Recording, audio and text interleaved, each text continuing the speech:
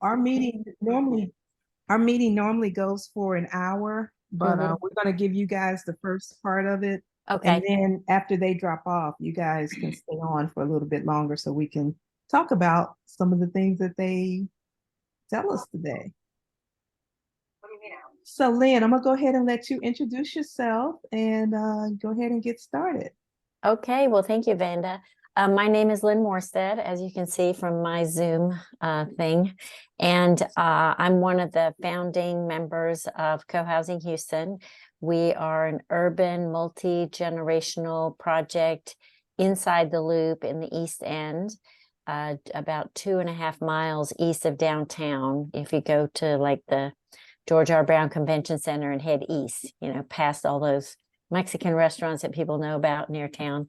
We're out in that area, and it's in a neighborhood that's kind of an old, originally old, I think, German neighborhood, and then it's now 90 something percent Hispanic, and it has a very lovely family feel. And we have been working on this since January of 2017.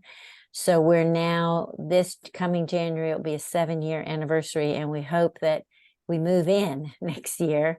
We're under construction. We're building 33 units on 1.5 acres. It's pretty dense for those of you who live a little bit further outside of town. And it's going to be a mix of units between 1 bedroom, 2, 3, 4, and 4 bedrooms. There are 2 different 2-bedroom layouts, and pretty much everybody that's moving in there is going through a substantial downsizing exercise. And even though as soon as we think we're almost sold out, then somebody's life changes and they get a job somewhere else in the country, and then they bail, and then I'm back into marketing. And I can tell you more about the details of that timeline, because I know you guys are at kind of the very beginning of like how you're getting formed and setting up legal documents. But that's just kind of an initial who we are, how we got started, and our aspirations for next year. So does that scratch your itch, Vanda? I see you smiling, so. And you're on mute. Thank you. Does anybody have any initial questions now? I know we talked. Did she say 33 units? Yeah. On how many acres? 1.5. Okay. So you're doing just a townhouse or condo style? Yeah, it's a mix. That's a great question. So it's a mix. We have 2 townhouses because we wanted to create a couple of places that had the ability to have more bedrooms, so we could have families with more than 1 child. And we have the others are what we would call stacked flats. So even though we have some 3-bedroom units, they're all on 1 floor, so they're more like a condo. If you looked at it from the street, it would look to you like a condo style. Okay. And then they wanted to stay in the city. Yeah, everybody really wanted to be very much downtown city. We're just a hop, skip, and a jump on the light rail from the really the heart of downtown: restaurants, theater, etc., near the medical center. So how did you get started? Where did you get the tenants from? So what we call them members, so what we did was back in 2017, we got formed, and we hired pretty quickly.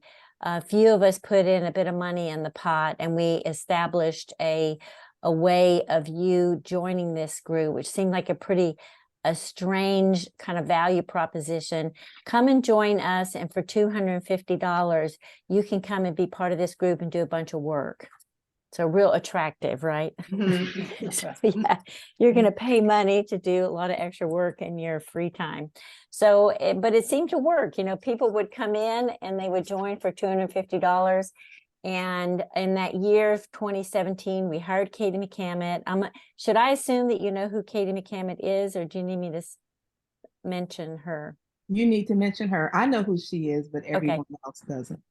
I can tell by your screen at the back that you must know who she is, because that looks like where she lives almost. Yeah. Yeah. So Katie McCammett is the person in the United States who is credited with having introduced the concept of co-housing to the United States. So her and her husband were architecture students at Berkeley.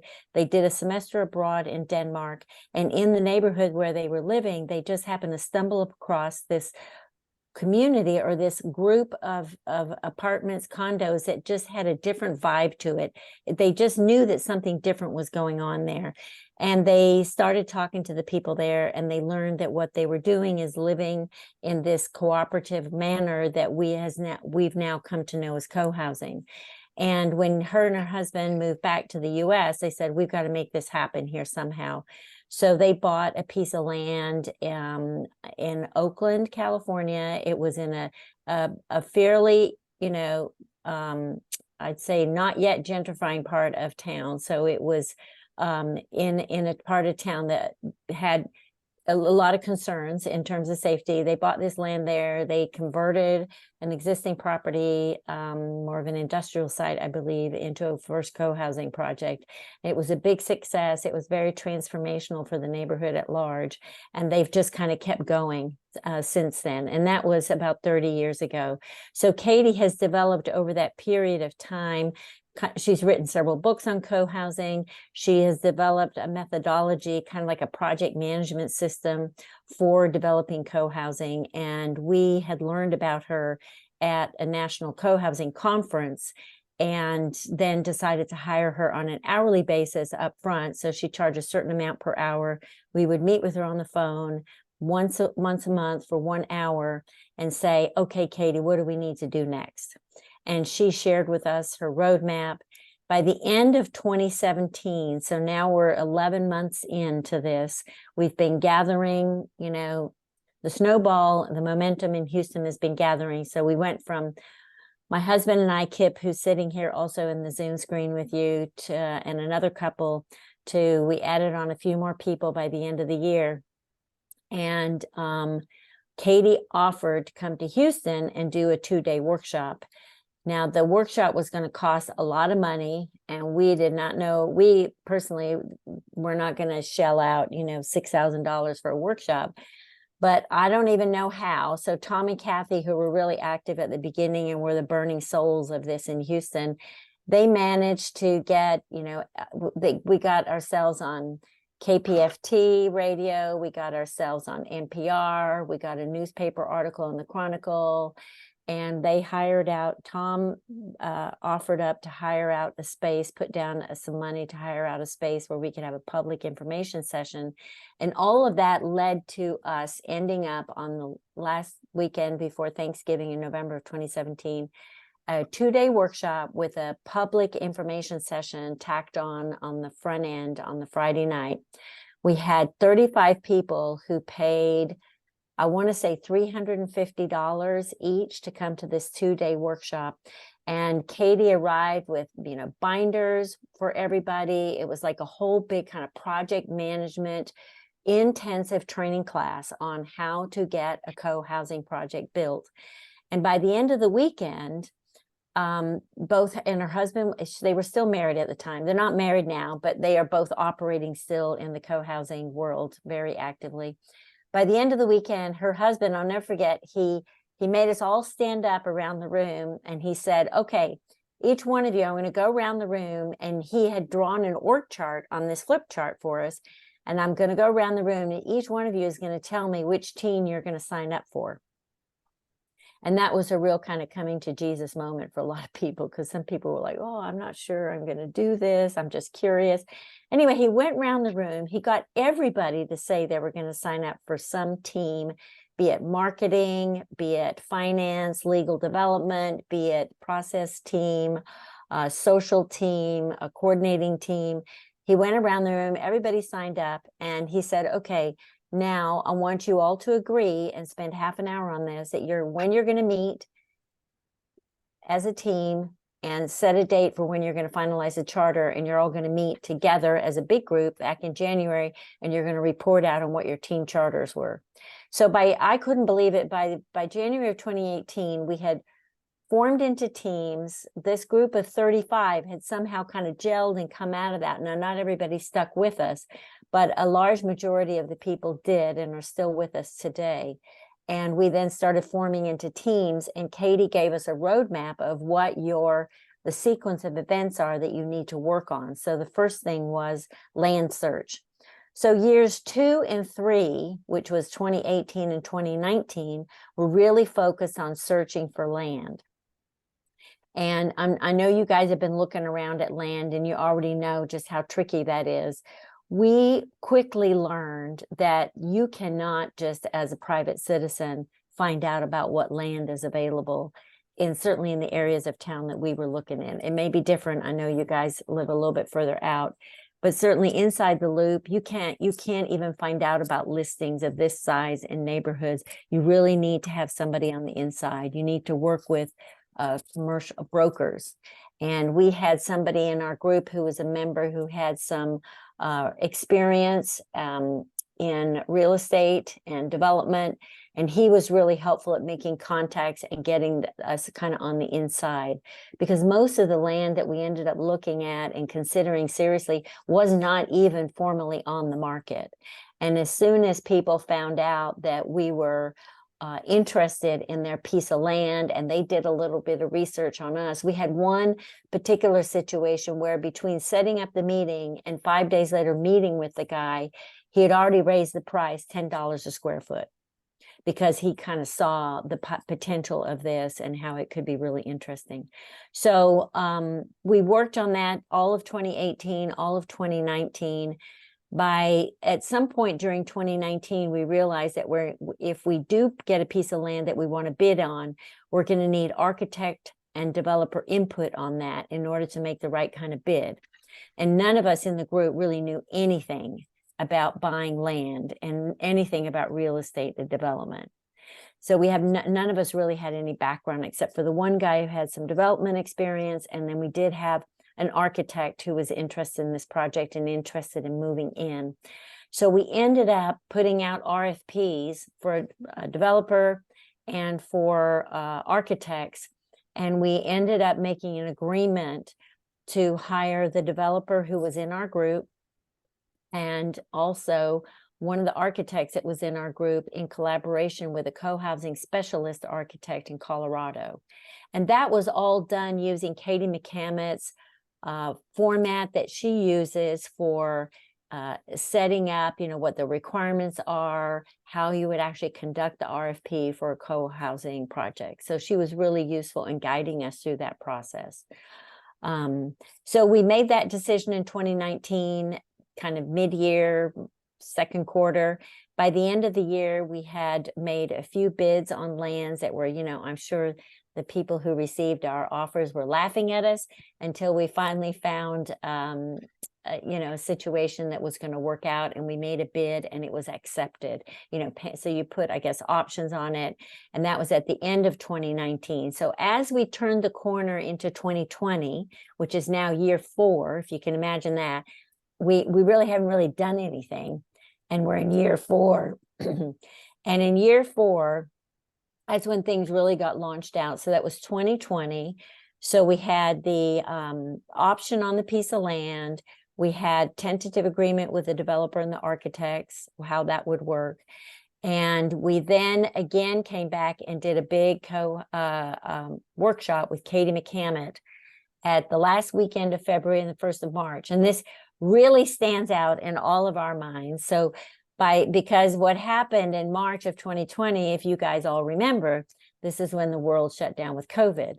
So 3 weeks before that happened, we've been in a 2-day workshop. And once again, Katie uses this format where she breezes into town. She charges a bunch of money for this workshop.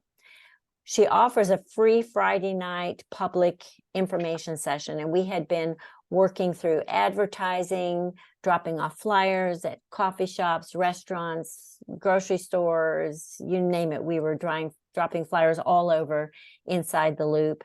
And we had some ads on NPR as well. We ended up with, on that Friday night, we had, 100 people show up for this information session. And then on Saturday, Sunday, We then had, again, about 30, 35 people show up and pay, you know, $300-400 to attend this workshop. By the end of the workshop, this time, Katie had been working with our developer on drafting a provisionary LLC membership document. So by the end of this workshop, which focused a lot more on assumptions that you have the land and you're now looking at how you're going to finance the rest of this and how you're going to organize that and steward this project through the next phases. She then went around a room again at the end of this and said, how many of you this afternoon on a Sunday after these 2 days are willing to put your hand up and say that you're going to join this LLC? So we had the legal documents ready. The deadline was going to be in 6 weeks from them. So this was 1st of March now, Sunday, 1st of March.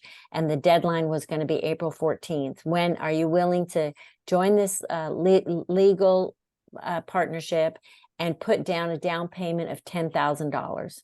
So that was what the ask was at the end of that weekend.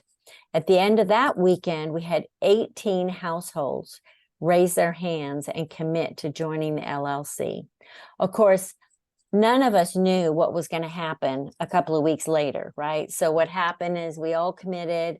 Everybody started getting copies of the legal paperwork. Some people actually brought in their own lawyers to look at the paperwork.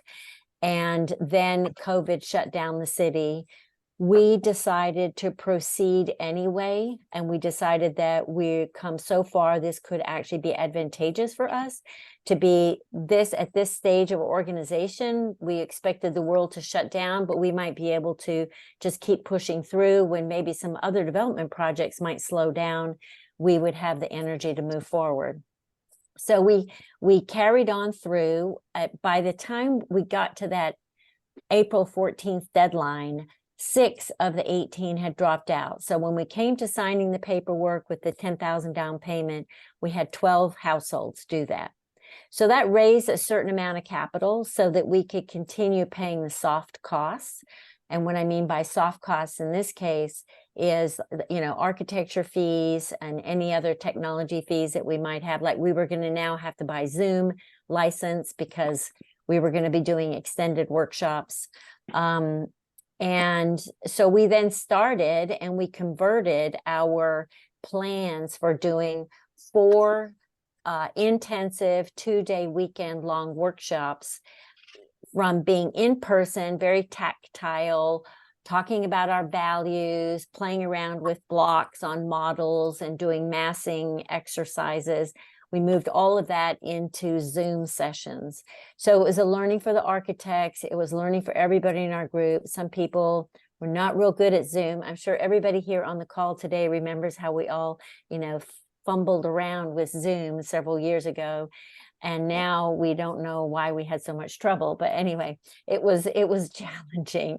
And we managed to get ourselves through till by the end of the year, we had a fairly good design. So it went a little slower than we thought, but we all felt pretty good about it.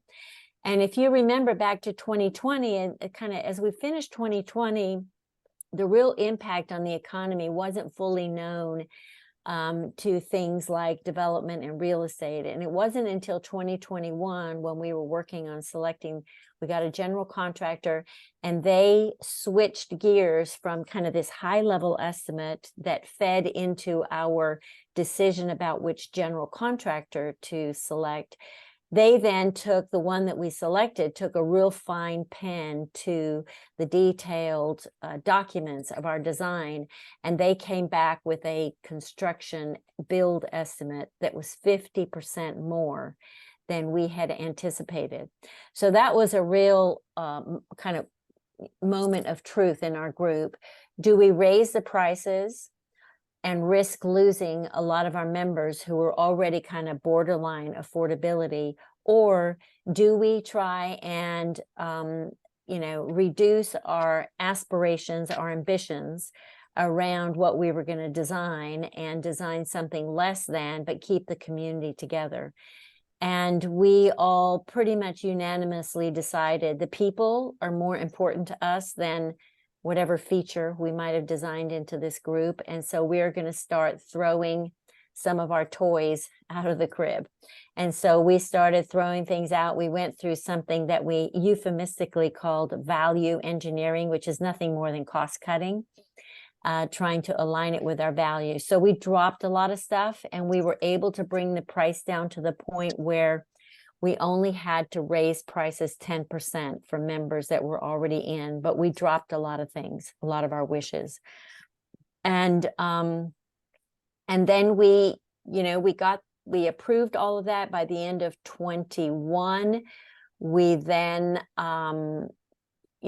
started building last year. So in 2022, it took us about 9 months of 2022 to get permits. So the Houston permitting process was really challenged by COVID as well. And I don't know enough to know whether they were, the same as usual. Some people might say they're not real fast anyway, but anyway, they had a good excuse this time. So we managed to get through the permitting process and actually had construction crew on site by the fourth quarter of last year. So, and now we're under construction, and, it's hard to believe, but hard for me to even remember what was going on a year ago, but it was raining every single day. And we had trouble, getting out of the mud and getting concrete poured. And then we went into a drought. So, construction has had its challenges, but it really is rising up out of the ground, and the framing is coming up, and all the slabs have been poured. And we are now at about 30 members out of the 33. So we've had a lot of coming and going. As you guys can imagine, a lot of life changes for people. So, we're still seeing some kind of, in and out of the community. So I think that's it in a nutshell. Kip, what would you have added in there? Yeah, hi, everybody. My role in the group is that I was early on voted in as to be the treasurer of the company. I'm not an accountant by trade or anything like that, but I was willing to do the paperwork and the spreadsheet work and to keep track of activities. And what that really means in the early part of the project is working with our developer to establish a series of cash calls for the members so that we can raise enough funds to move forward. During the beginning part of the project, it's all self-funded. So the money we raised needed to pay for our technology. Like Lynn mentioned, we needed to pay for Zoom. We set up a website. We started getting other little things going on, a mailing list software. We had to pay for our architect's time during that period when we were on Zoom designing the place. We were paying architect fees. We had to pay permitting fees, structural engineering fees, all of those things that are, preliminary to actually getting to a point where you can move forward. At a certain point along the project, and again, this goes back to Katie McCamit's sort of blueprint approach. At a certain point in the project, our developer went out to the banks around town to see if he could borrow money to do the actual construction. So what we paid for was probably on the order of, I don't know, so let's say 10 to 15% of the total cost up to that point. When it comes time to actually do the build on the property, you need a bank loan typically, because none of us have pockets that deep to actually fund a multi-million-dollar construction project. And our developer needed a certain level of assurance from the group that we were all committed enough that he could feel comfortable going and using his own credit to get the loan. So to get to that level of comfort for him, each of us had to begin contributing money, with a target of about 20% of what we figured our estimated final price for the unit would be. So we set that as a goal, and we used sort of a stair-step method to get there. And every couple or 3 months, we'd have a cash call where we'd go out to the members and we'd ask for a certain amount of money for them to bring in to, one, pay for the work that we were doing at that time, and also to put money in the bank as evidence of our true interest in this project. And during that time, we also needed to buy the property. So that was another hard cost that we had to come up with.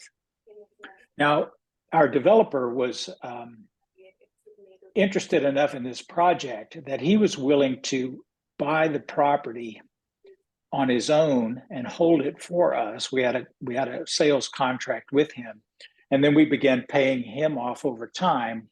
It took about 6 months, 8 months for us to finally buy the property from the developer. So he was willing to front the money on that deal to hold the property for us. Talking about the kind of the legal issues, as Lynn mentioned, we formed the company, and when everybody joined that company with their initial $10,000, that was our seed capital. And then over the next year, about every 2 or 3 month interval, we'd go back to them and ask for a little bit more. And so we had a pretty steady donation flow coming into the company until we were ready to get to the construction phase. We did have a formal contract with both of our developer and with our architects. So they weren't just doing this, as a favor to us, even though they were part of our community. We had a legitimate legal contract with them. So because they were doing real work, the kind of work they do for a living. So we were paying them a fair rate. And we had an agreement with our developer on exactly what he would do and what we would do. And that was an important step for us because there's a lot more to all this than those of us who have no experience with building a big project understand. We leaned on Katie McCammett pretty heavily in this area too for advice on what kind of things we should be looking for in a developer, and walking through the developer service agreement that we have. Katie McCammett, in addition to being an architect, is also does development work on her own on the West Coast area mostly. So she is very experienced in what's required and how to fund this. That was the big challenge for us. Where do we get the cash to actually start building this property? So since then, I've continued in that role, and I keep track of payments that people make, giving them documentation to confirm their contributions, work with newcomers in getting the legal paperwork signed to become a part of our company. And just to say a word about the company, we formed into an LLC in 2020, and the criteria is anyone who's interested in joining at this stage will join the LLC as a member, and that it requires them to make a small payment to membership fee, and then begin making loans to the company towards the purchase of their unit. And then this is the group that directs everything that goes on. When it comes time for us to actually complete the project, each of us who are in that company will in turn buy our units privately, like anyone else would buy a house on the market from the company. And then eventually we'll dissolve the company that's doing the development work. There's a lot more to say about that. And I won't say it all because it's, can get long-winded about how that company functions. But this is all part of Katie McCammett's sort of big blueprint. So we weren't inventing it ourselves, and we were sort of following along. Quite a number of communities have been successful in using her plans. So that's my role. What's the owner structure looks like? Is it like 5 owners, or is everyone an owner? Everyone's an owner. Everyone who joins the LLC, which is our membership, becomes an owner in the company, and we all have equal ownership. We made sure that the amount that we contribute for buying into the company is always the same for everyone, so that everyone, no matter how long they've been in the company, has an equal vote. And I should mention that we do it by household rather than by individual. So Lynn and I, because we're married, we represent one household and we have one vote in the community. And so that we have this, people who come in as single people have an equal voice. They're not outvoted because they're single, for example. So it's by household is the way we've constructed the ownership and the voting. But for the loan purpose, how was that structured? The construction loan. Well, the purchase of the land, Okay, for the purchase of the land, our developer bought the land himself because he had the cash to do that. And then we bought it from him over time as the LLC. So we all jointly own the property. So everyone that's on the LLC contribute to purchase the land. Yeah, as part of our regular cash call process. We did have to raise a bit at the very end to finalize it. Kip, it might be worthwhile. I might be worthwhile me showing you guys this picture. Oh, sorry, Sophia, you were going to ask something? Yes. Which developer did you use, if you don't mind sharing? His name is David Kelly. And David was a guy that we met very early on in the process. He had been a commercial developer with Metro National, which is a large commercial development company, but had left that company and was looking for something to do more privately, and was interested in co-housing for personal reasons. And when we met up with him at one of the national conferences, we decided to throw in our lot together and see if we could make an agreement. So David has been initially started off doing that on his own. He now has a company that works in the East End, doing a lot of different development work, and the company is called Concept Neighborhood. Okay, thank you. And David has also connected very much with Katie McCamit's National Organization of Developers. So there's a pretty big national group, you may know, of developers, architects, communities, and David has been a part of that as well. So he's working with other developers nationwide to kind of understand some of the tricks of the trade, I guess you could say. He went through the course, didn't he? Yeah, He David did, is, yes. yeah, he's a graduate of the 500 communities training for professionals. Yeah, we need to talk with him. I could highly recommend him. Yes. Yes, if you could send me his information, Yes, I'd be happy to. Do like a warm introduction or something. Yes, a warm introduction. Yes. Yeah. Sophia, were you going to ask something else? No, I'm good. Thank you. Really appreciate it. Yeah, I was just going to show you guys. I don't know, Vanda, if I'll just try it. I was going to show you this picture that I have used. No, I don't know whoever's hosting, if you could give me share permissions. Go ahead, you should have it now. Let me see. Share. Yeah, there we go. When Kip was talking about, you guys see this? This picture of how financing works. So Yes. this green money here, this is the money that all the members put in. And we put this in the form of these cash calls like Kip talk. And you can see here over on the right-hand side, this is the amount of money that we're generating very slowly. It's just a little bit. And it seeds the soft costs and the land purchase. At a certain point, then we're really kind of out of money, and we were striving to achieve, based on estimates of what it was going to take to build this thing, a 20% equivalent down payment of whatever unit we might select in the project. So if you were selecting a one bedroom, you had kind of a notional idea of what that guesstimate might be. And if you were doing a 4-bedroom, et cetera, and everybody was trying to have their cash call pattern or pace based on achieving that certain 20% by a certain time, at which David was then going to go to the bank, and he could then demonstrate to the bank, and this is a criteria that he put in his developer service agreement, is that he would feel comfortable going to the bank if we had 75% of the 33 units committed to, with a 20% down payment of the estimated cost. And at that point, then the money that fund the project would come from the bank. This is the red stuff, instead of from us, the green. So we would have used this as kind of seed money to get it started.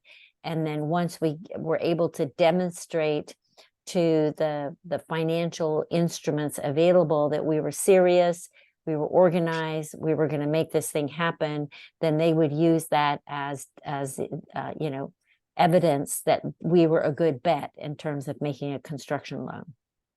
So I don't know if that helps kind of explain those two phases. It does help a lot. So how did you give David this guarantee? Did you put the money in escrow? Did you have in your account? How did it work?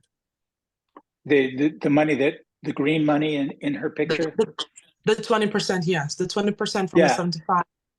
Yes. We established a bank account, a company bank account, once we had incorporated our company, and people made contributions into that bank account, and it I will say it was used along the way as well.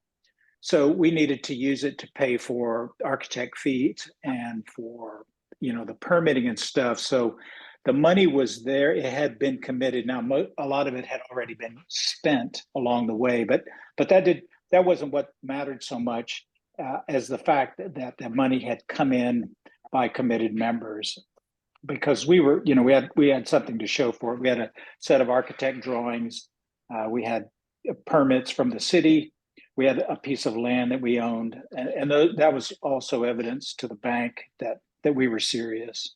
And I'll say this, it really took David and his professional experience and credibility to get that loan. Mm-hmm. That's really a key part of it, is your developer is the one that's really putting his or her reputation on the line to guarantee the loan, to get it from the bank. If it had just been for us, it wouldn't have happened. But no, because we're nobodies. He was a known professional in the, you know, Houston economy, and had connections in these banks. That's what it really took to get the loan, and that's why you need. Go ahead. Sorry. With regards to the money you spent, you mentioned the architects. Did the architects, were they commissioned to design everybody's house, or you had certain model homes, or were the homes custom, 100% custom with regards to architecture? We could not possibly afford, it's like a complete opposite of custom. It is like cookie cutter. You get one of these, you get one of those, make it as similar as possible, design it all stacked so that, you know, all the toilets are on top of each other. I mean, there were a lot of things, techniques that were used by the architects to reduce the cost of construction. Okay. Yeah, and that's one of. Yeah, please go ahead. I was going to say that's one of the tenets coming in, was that in order for this to be, you know, affordable as possible, we were going to minimize the level of customization.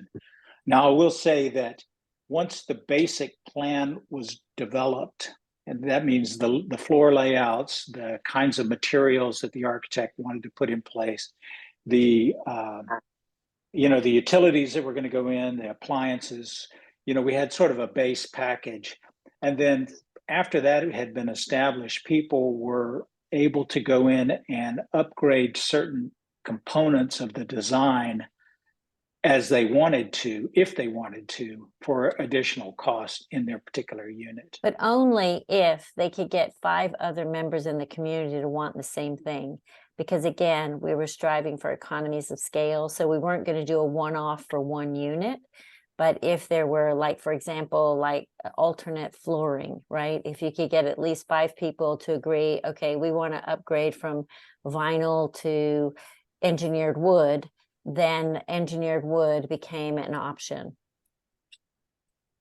Okay. Then what about the land development itself? So things like the septic and everything, planning the land before construction. And say, for instance, if I have a 1-bedroom and the next person has a 3-bedroom, is it the same thing, or how did you plan land development prior to construction?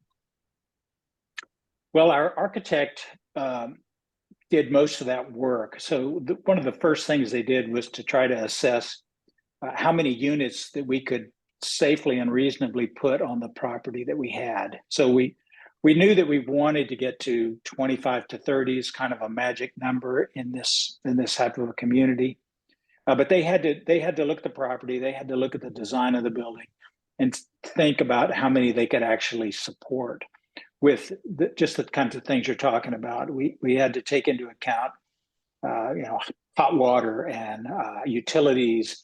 And an important thing in our area is drainage and water detention on the property because of the flooding that Houston has experienced. That was a big thing. And the architects working with a number of engineers worked through those kinds of issues. Now we don't have our septic system we're in the center of Houston, so we're using Houston sewage and water. We didn't have to deal with what you might have to if you're in a more rural area. It was, but there were some issues in connecting our volume into the storm drains, for example. We had to put in a special water detention system that would hold water over time and slowly leak it out into the storm drains if we had a large rain event. But that was the architects and their subcontracted engineers were the ones that organized that. Once we knew sort of what our physical plant was going to look like and how many people we had. That was all part of the design. So there was not like a separate, I don't know, depends, Sophia, where you are. If you're like in a place that's not connected into the basic infrastructure, I don't know if you have a separate kind of land development component. Whereas here inside the city, there was a kind of a derelict building on site already that had certain connections established, and there's houses all around us. So we just tap in to what's already existing in the city. Okay, thanks. So it's thinking about it relative to, say, you identify a piece of land and you already know you need 25 to 30 homes on it. The piece of land might be ideal for that size, but the land type might not be, like talking about the retention pond or having to build certain things, which normally you would not know about that if an architect does not go and look at it, if the assessment is not done.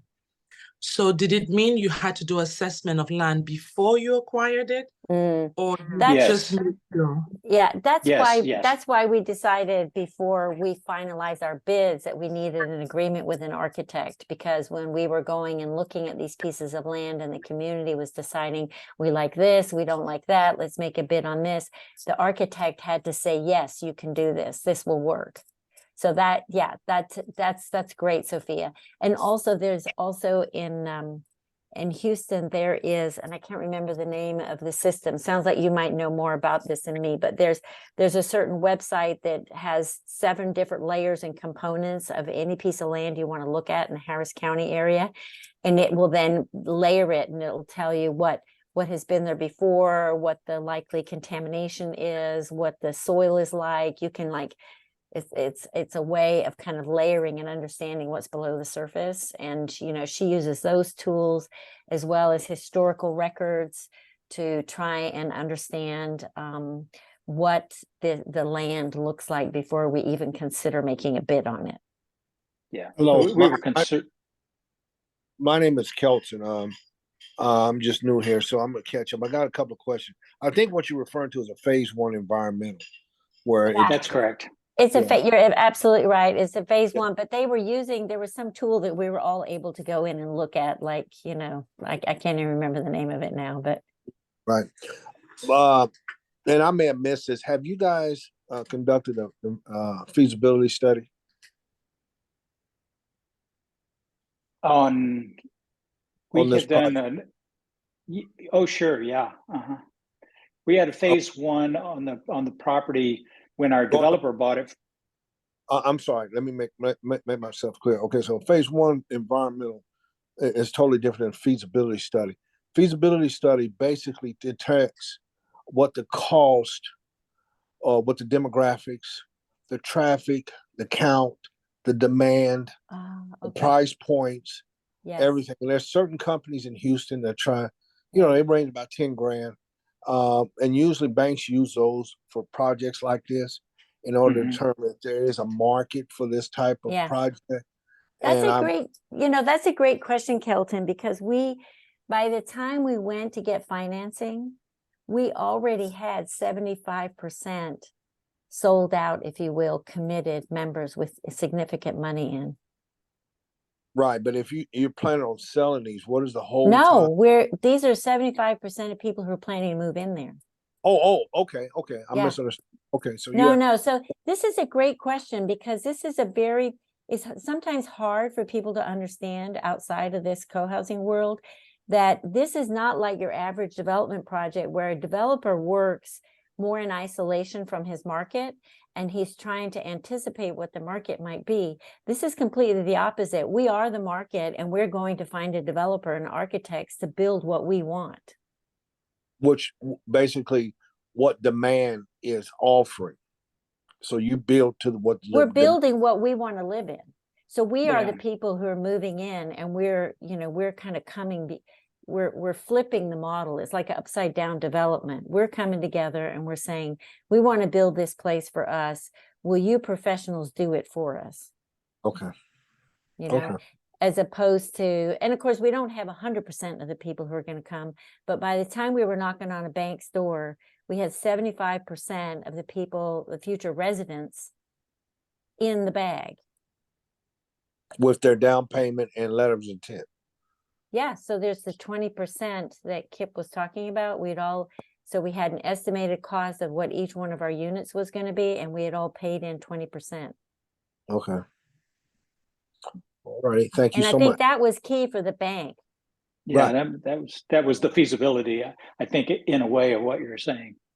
Well, that beats a feasibility study if you got actually committed borrowers who have already committed to putting a down payment down on the purchase of these units. You know, at 75%, you don't need a feasibility study. So I maybe I just came in late. I didn't hear that part, but yeah, But you didn't. I think this is a fantastic question. I love it that you've asked this because this just illustrates the challenge that all of us have when we start talking about this outside of this small group. Is that it's hard for people, and then I'm forgetting what the rest of the world thinks about, how they think about this, because we are definitely trying to build in the middle of a developer-led world, and we are community-led. right. And that's very different. We don't really have good, the financing is tricky. That's why the bank, although comforted by the fact that we had these 75%, so it was 25 households committed, they don't want to be messing around with 25 different people, right? So that's why the developer is really important. And like Kip said, he was a developer of some, he was a known entity to the bank whose door he knocked on, and they knew that they were coming after him and not 25 other households who they don't know. Right. Yeah. Okay. How did you guys find David Kelly? Or did he find that is a great story. And this is why I'm a big proponent of the National Co-Housing Conferences. This Tom and Kathy were at the National Co-Housing Conference in 2017. David Kelly was there. He had just left Metro National. He was casting around what is his next gig going to be in life. And they were in a small room and having a seminar. And they went around the room and said, "What's your name? Where are you from?" Tom and Kathy, Houston, Texas, and David Kelly, Houston, Texas. And they're like, "What? We got to meet." And next thing you knew, he was becoming a member. And then this has actually kind of launched his whole second phase of life career in partnership with us. And then he's formed this other, company that Kip talked about, Concept Neighborhood. But he just landed in our lap, really. Yeah, there's some, we just were perfect for each other. He needed some people who were willing to go out and organize and, build a community. And he was the guy that was going to do the contracts and work with the builders and work with banks. That's his skill set. So we were very fortunate to find David. I mean, I can't tell you how fortunate we were to find We David. would not be here talking to you today if we didn't have David. Yeah. That's how important. And also Katie McCammett. People often ask us, how have you managed to get this off the ground when nobody else in Texas has ever been able to do so before? And I say the number one reason is that we hired professionals early on. Because we didn't know what we were doing. What about You guys legal? sound a bit smarter than we were, let me tell you. Kelton's talking about, feasibility study. Sophia's asking all these great questions about land preparation. I'm like, oh my God, you guys are light years ahead of us. We were really babies. We were infants. But you What had a about the dream. legal part of it? Did you have attorney draft contracts? How did Yes. the Yes. group? We used attorneys. Okay. Were But- those Were they those David's attorneys? alternative? I'm sorry, were they David's attorneys? Well, David would recommend things to us, and then we had, as a community, the finance team would then vet his recommendations, interview them, and then make a decision. Okay. So Yeah, the we had legal aspect. Sorry. the legal aspect is we have two different types of attorneys. The first of all, the kind of real estate attorney who helped us organize the LLC and is also helping us draft our HOA documents for when we convert. Once we finish building out and we all go in and buy our individual units, then we'll become a sort of a traditional condominium association run by an HOA. The typical normal legal structure in Texas. So we have an attorney who's worked on the formation of our legal documents, both future and current. And then we had another attorney who was more of a securities lawyer who helped draft our proposal. So when we approach someone who wants to join the company, we treat it almost as if it's a security investment. So there's a document that we give that describes what our company does and all of the risks that are part of it. So it would be like a prospectus that any sort of security company would offer to you. And we had a security, somebody who was specialized in securities draft that. But it's a sort of a disclosure document is really what it is. And then people sign up when they join us, they sign up and they commit to paying this 20%. So yes, certainly you need lawyers and you probably know lawyers through your personal lives or professional lives as well.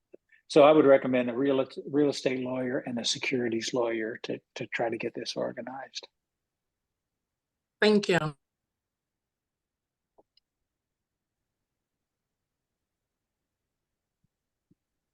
And then with regards to ownership, so now that you're a commune, ownership and continuity, because you have registered members, and then you have to think about continuity because you have kids, you have people who might want to sell out, people who might want to move out.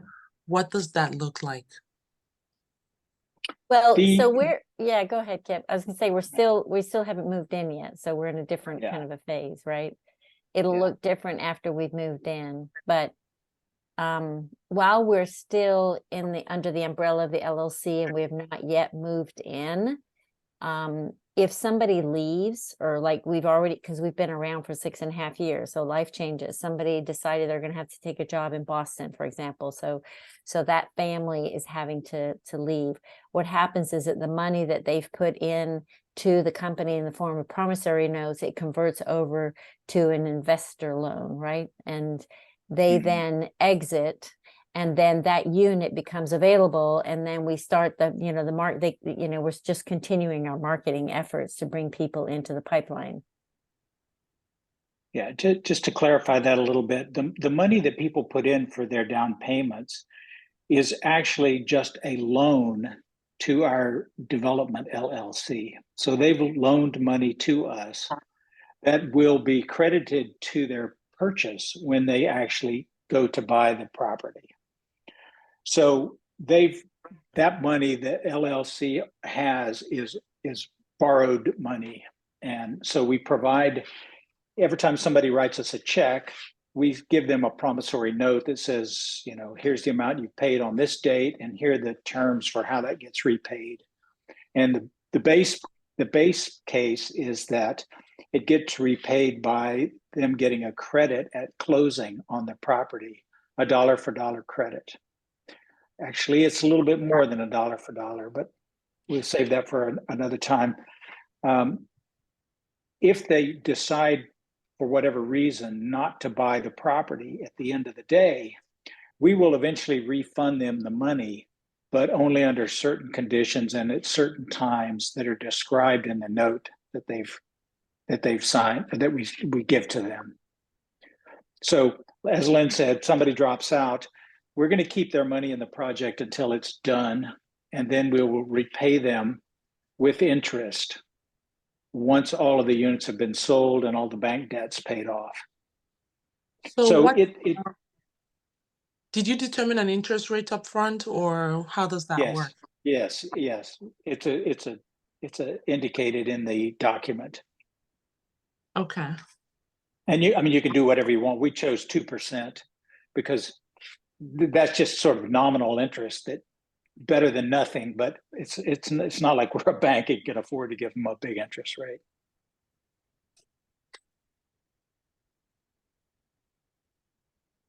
But Sophia, once we move in, so let's say a year from now, we've all moved in, we've paid off the bank loan, we've paid off those people who had to leave that are, investors, participating investors. We then if somebody then leaves, they own their own condo, if you will, the same way anybody owns a home or anything else. They can sell it however they want.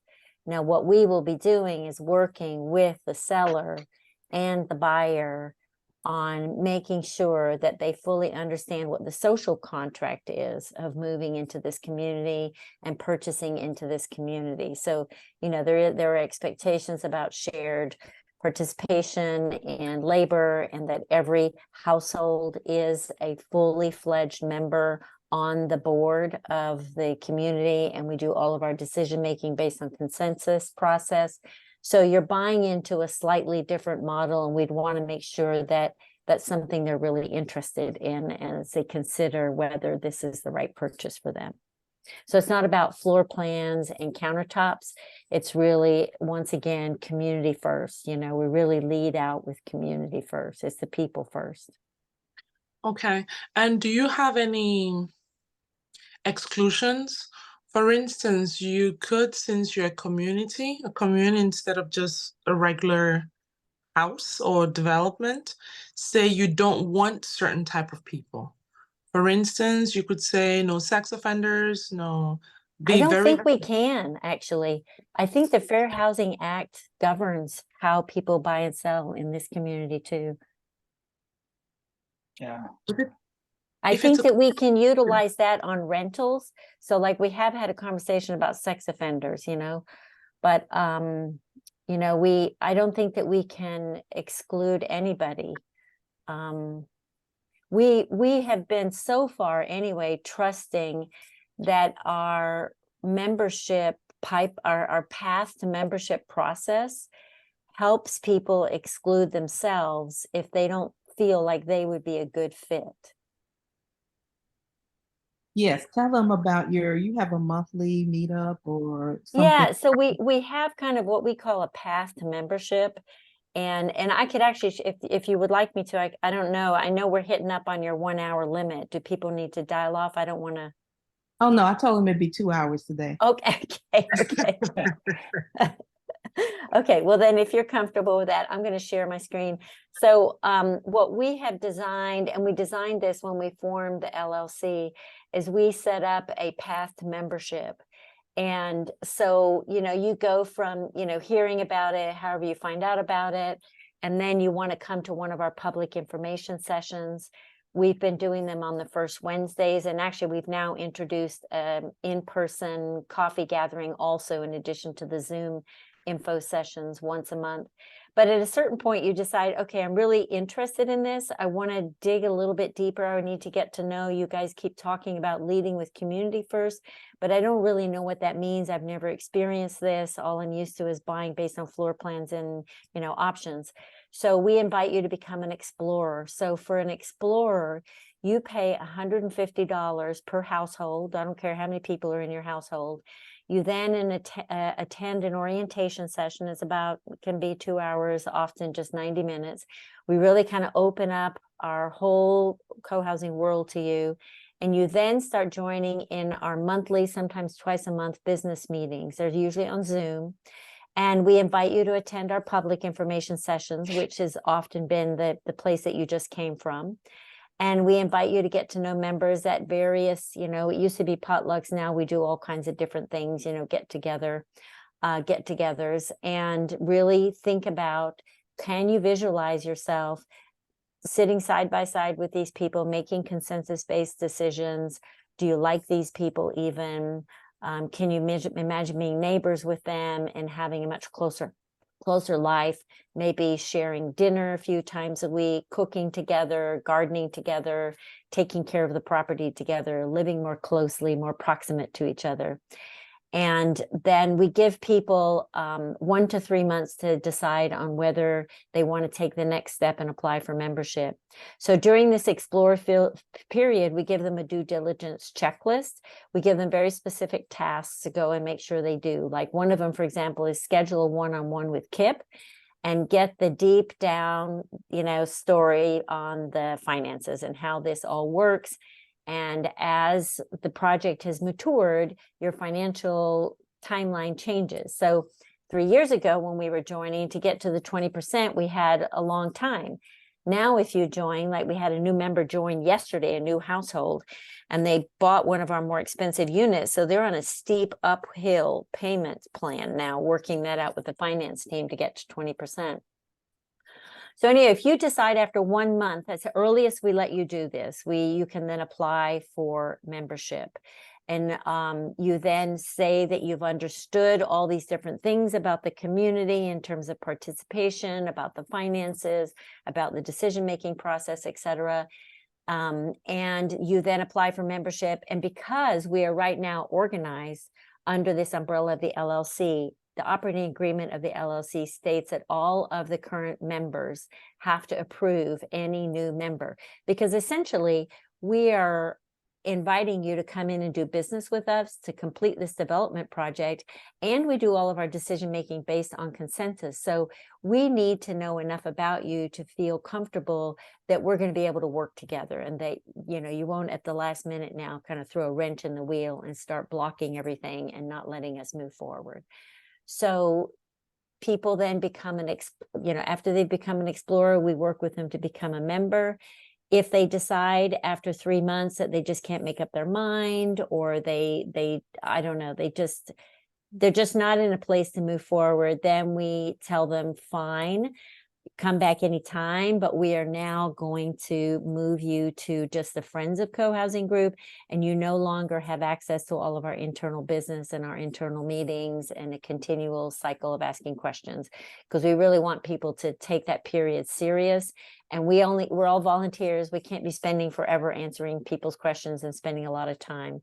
So we kind of cut it off, and it also gives them a little bit of a time frame to work in.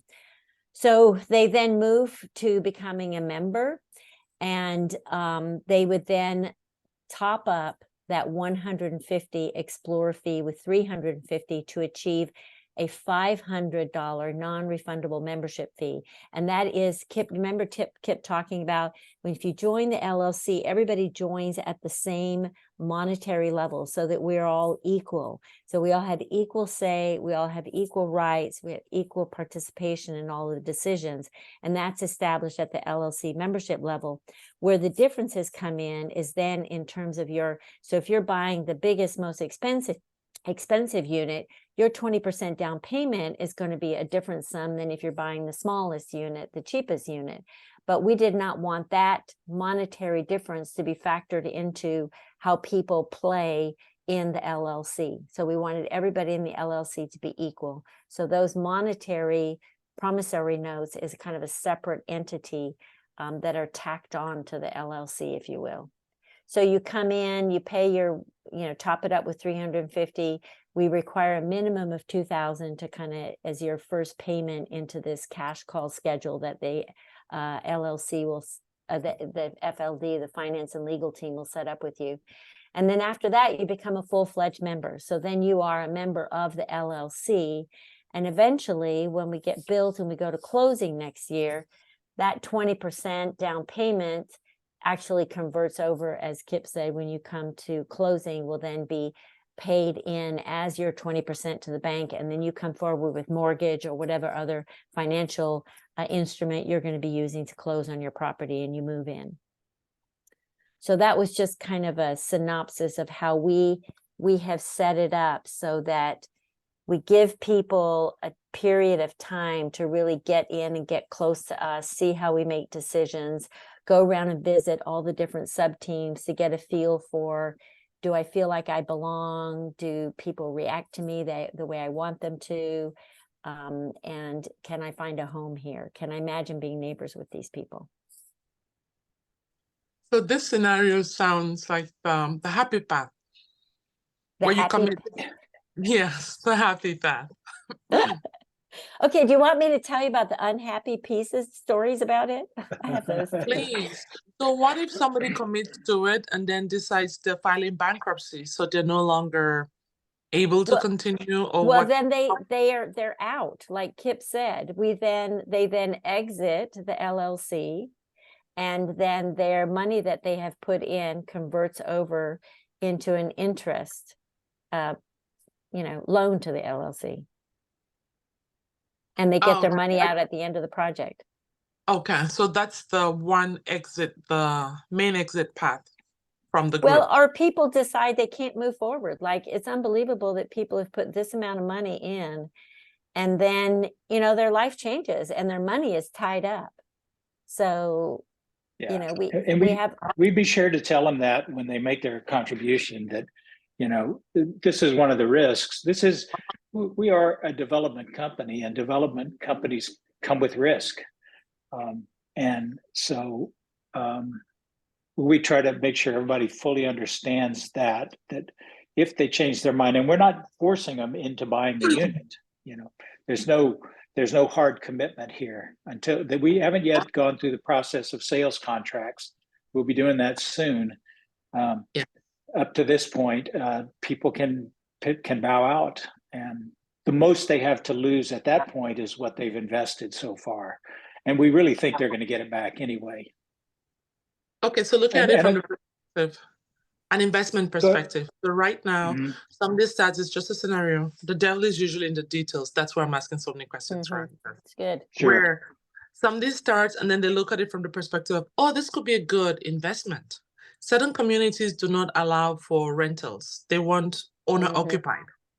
So this person moving to Boston could say, oh, this, as much as I put 20%, it's not a bad investment because this is going to appreciate, this, what's going to happen. Yeah. Is that an option? Yes, up to a certain point. We are going to allow rentals, but it will be capped. The number of units at any one time that can be rented is going to be capped. And that's for several reasons. One, you mentioned most communities want their owners to be residents as well, because it means they pay more attention to what's going on. We also understand that for future buyers who are seeking mortgages, if they come into a community that's mostly rental, they're going to have a harder time getting a mortgage than if it's a owner resident community. So we're trying to protect future owners and future buyers in the same way. So yes, we do understand the value of having a few rental properties. For the first tier of purchasers, right now, we want to sell as many of these as we can to make sure that the project complete successfully. We don't want to just sell them all to investors, but we don't mind if there's a couple of people that are very supportive of our concept, but may not be able to actually live here for any number of reasons. And so we do accept a few renters. Now, exactly how we determine that and how we manage that list of who's available to rent, or who, is it first come, first served, or, we still have a few details to work out on that sort of thing. But, I think Sophia is highlighting something that I find very interesting, and that is that, these are not unknown situations. Like where, if you're working, like we've been working on this for many years with these people, you get to know each other really well. And there's a lot of cross conversation everywhere. So even if somebody is looking to the big group, if we are all together having a conversation like, oh yes, I'm moving here from wherever I am, and today I'm going to be moving into the East End, whether they really are moving or not. So we all know, like we know what everybody's situation is. We know who's moving. Some people have been very, very vocal that yes, they're absolutely moving, doesn't matter what happens. And other people have been very vocal saying, no, I'm not ever going to move there. I'm just planning to rent. I'm just trying to support and get this off the ground in Texas. But we kind of know, and we know today already, that based on these intentions, we're just under that 30% threshold that we have all come to consensus on. For someone new coming in, I'm sorry, just a quick question. Someone new coming in, you have to put 20% up front and then buy the unit? Yes. That's what I heard. Okay. So the 20% means you're an owner.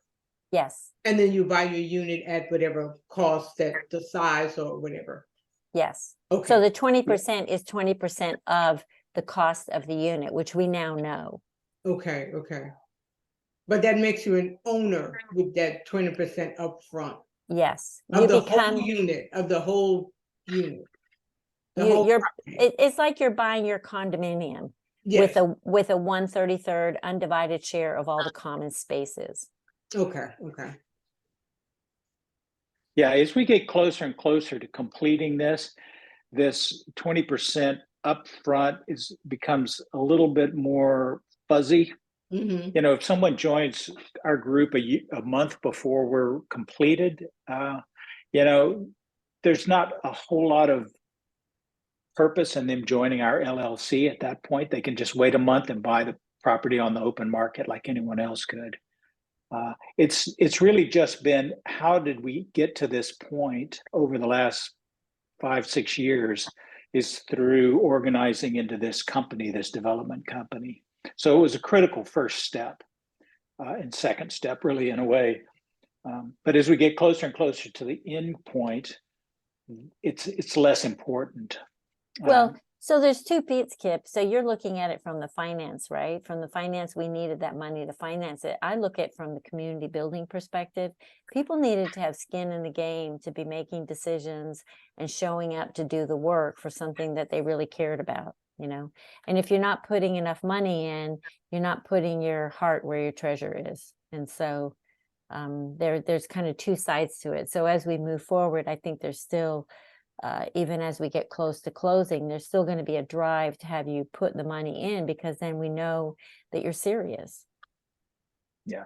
And something else that Sophia was sort of alluding to, we have a lot of decisions to make yet about how we're going to live together. So there's a whole set of social contracts that we're working on right now that don't have to do with the building of the property and don't necessarily have to do with money, but decisions about how we're going to live together. Just a few simple examples: the number of rental properties is one. What is going to be the rule about pets and animals on the property? What is our pet policy? What about smoking policy? Smoking on the property, smoking in the common spaces, those are some of the things. What is our common meals? We've also got a team that's managing the the landscaping of the property.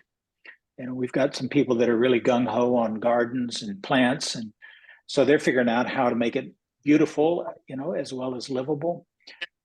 What are going to be the rules around people's required contribution to maintenance on the property? Those kinds of things is something else we're working on that's maybe not so obvious to the outsiders, but these are important functions in our community design.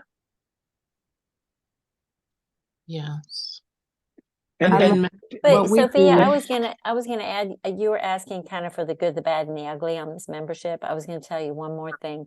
We've had several people who have become explorers and been with us for the 3 months, and then they decide that they can't make a decision, you know, for whatever reason, and then they leave. And we've had 3 households come back, you know, 6 months, a year later, and then rejoin as an explorer and then become a member.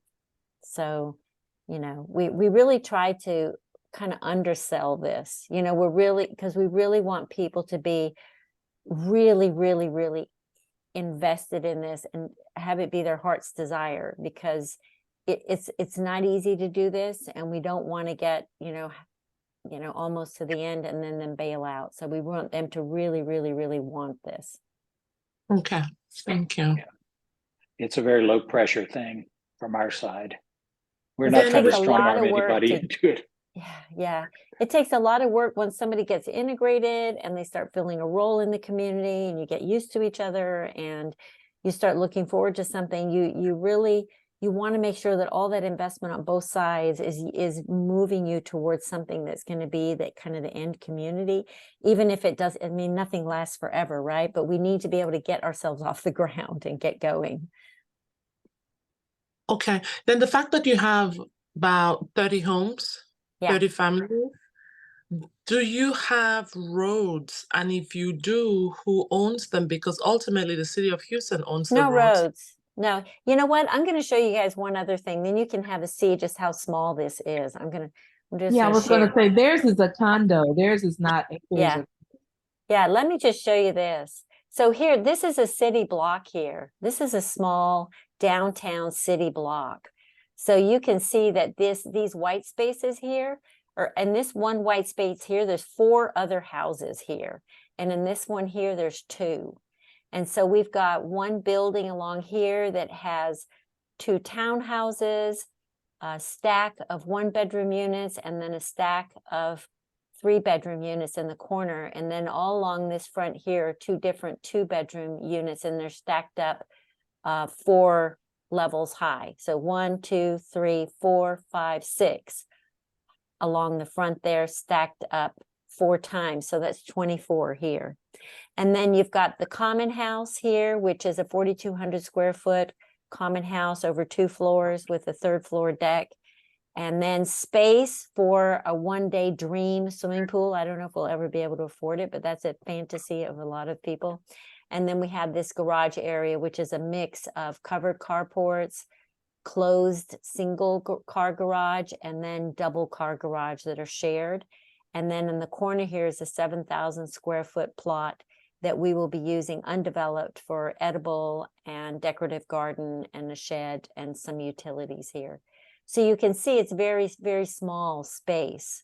So in terms of roads, really the only thing is kind of like a paved, if you will, and I'm not even sure they're going to use paved surface here, is this, entry and circle around to get to the parking, which is a mixed type of, offering. So maybe that helps you kind of, we're just so much smaller than I'm sure what you guys are thinking of more. Yeah, kind of a traditional neighborhood. Thank you. But you guys, if you don't have it on your calendar yet, I can't tell you how great. And I think Stephanie, I don't see Stephanie. Stephanie went to Madison, right? That was Sheila. Sheila, sorry. Sheila went to Madison. Yeah, she has a full-time job. She's never able to attend. Okay, but I don't know what Madison was like for her, but my first time going, for me, one of the big things was to go and just go on the tour of all the other co-housing projects, to kind of walk around, see how they're designed, both urban and more suburban as well as rural. You get a real feel for how that's set up and what might be available in your part of the metro area, like where you guys might be able to. I don't know exactly. Are you still looking in the Katy area, or where exactly are you looking? Fort Bend County. Fort Bend County. So you've got a lot more space options out there. Right. Yeah. So what else can we tell you today?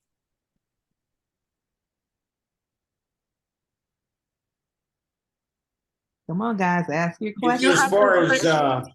yeah, Do you have I have a question. As far as structuring the loan, as far as the development, are you using a rich loan strategy where it's broken up into three parts? One part for the actual, I guess, getting all the permits and plans and everything like that going forward, and then the next phase would be for the actual construction, and then the last phase would be for the finishes. Is that how you were able to structure the loan for the? Yeah, in a way, the early part of it, what you mentioned, the permitting, the design work, fees for architects and for the structural engineers and all of that preparatory work was actually self-funded. So we as members lent money to the LLC. We contributed that money in the form of a loan. So they borrowed that money from the members. The company borrowed the money from the members, and we'll be repaid ultimately by a discount off of our final cost. The only real, then our developer kindly bought the property outright from the seller and held it for us for a period of about a year while we were able to raise enough money to buy it back from him.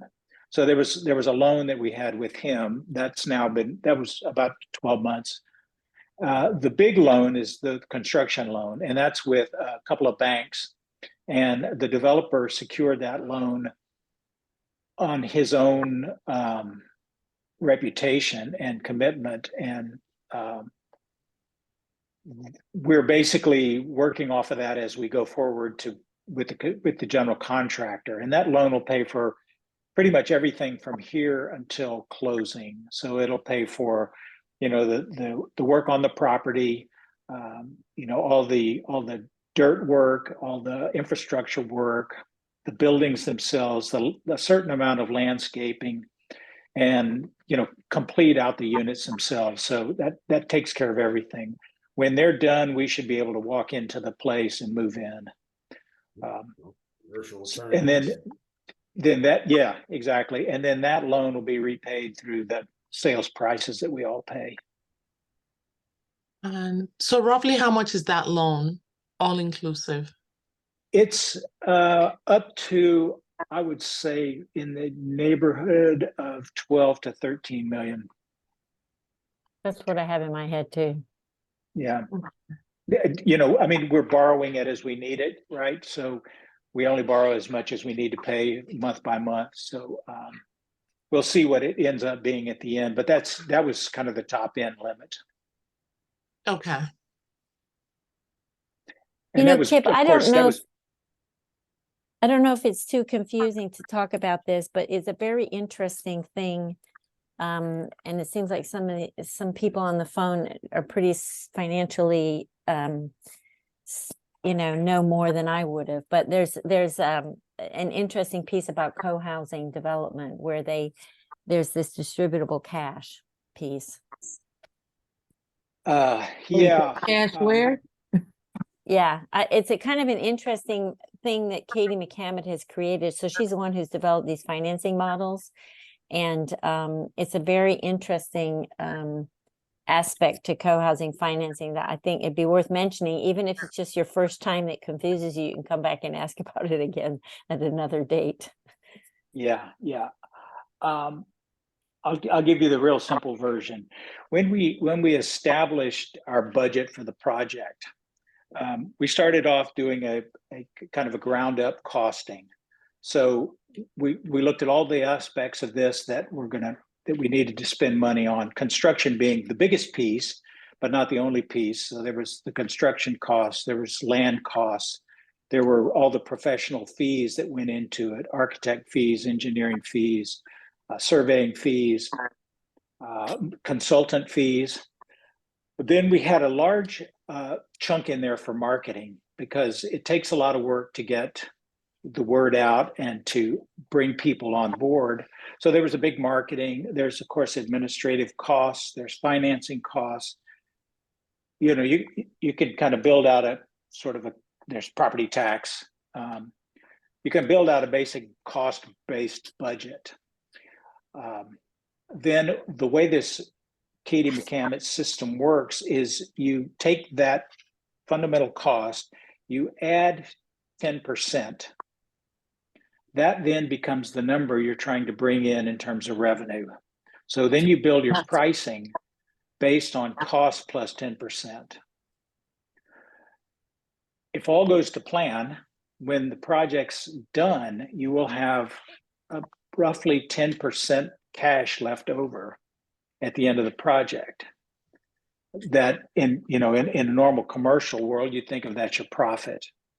We call it distributable cash, and the intent then is that money is then available to the community for all the things that we didn't get to do that we might have wanted to do, or for giving seed money to the HOA going forward. It's also kind of your contingency cushion in the event that you have price overruns. And from that distributable cash, we pay in our case, we pay a significant chunk of that to our developer as his fee, because he's basically not charging us anything for his guarantee on the loan. So he's personally guaranteed the loan, and he gets a chunk of that back as a repayment of that.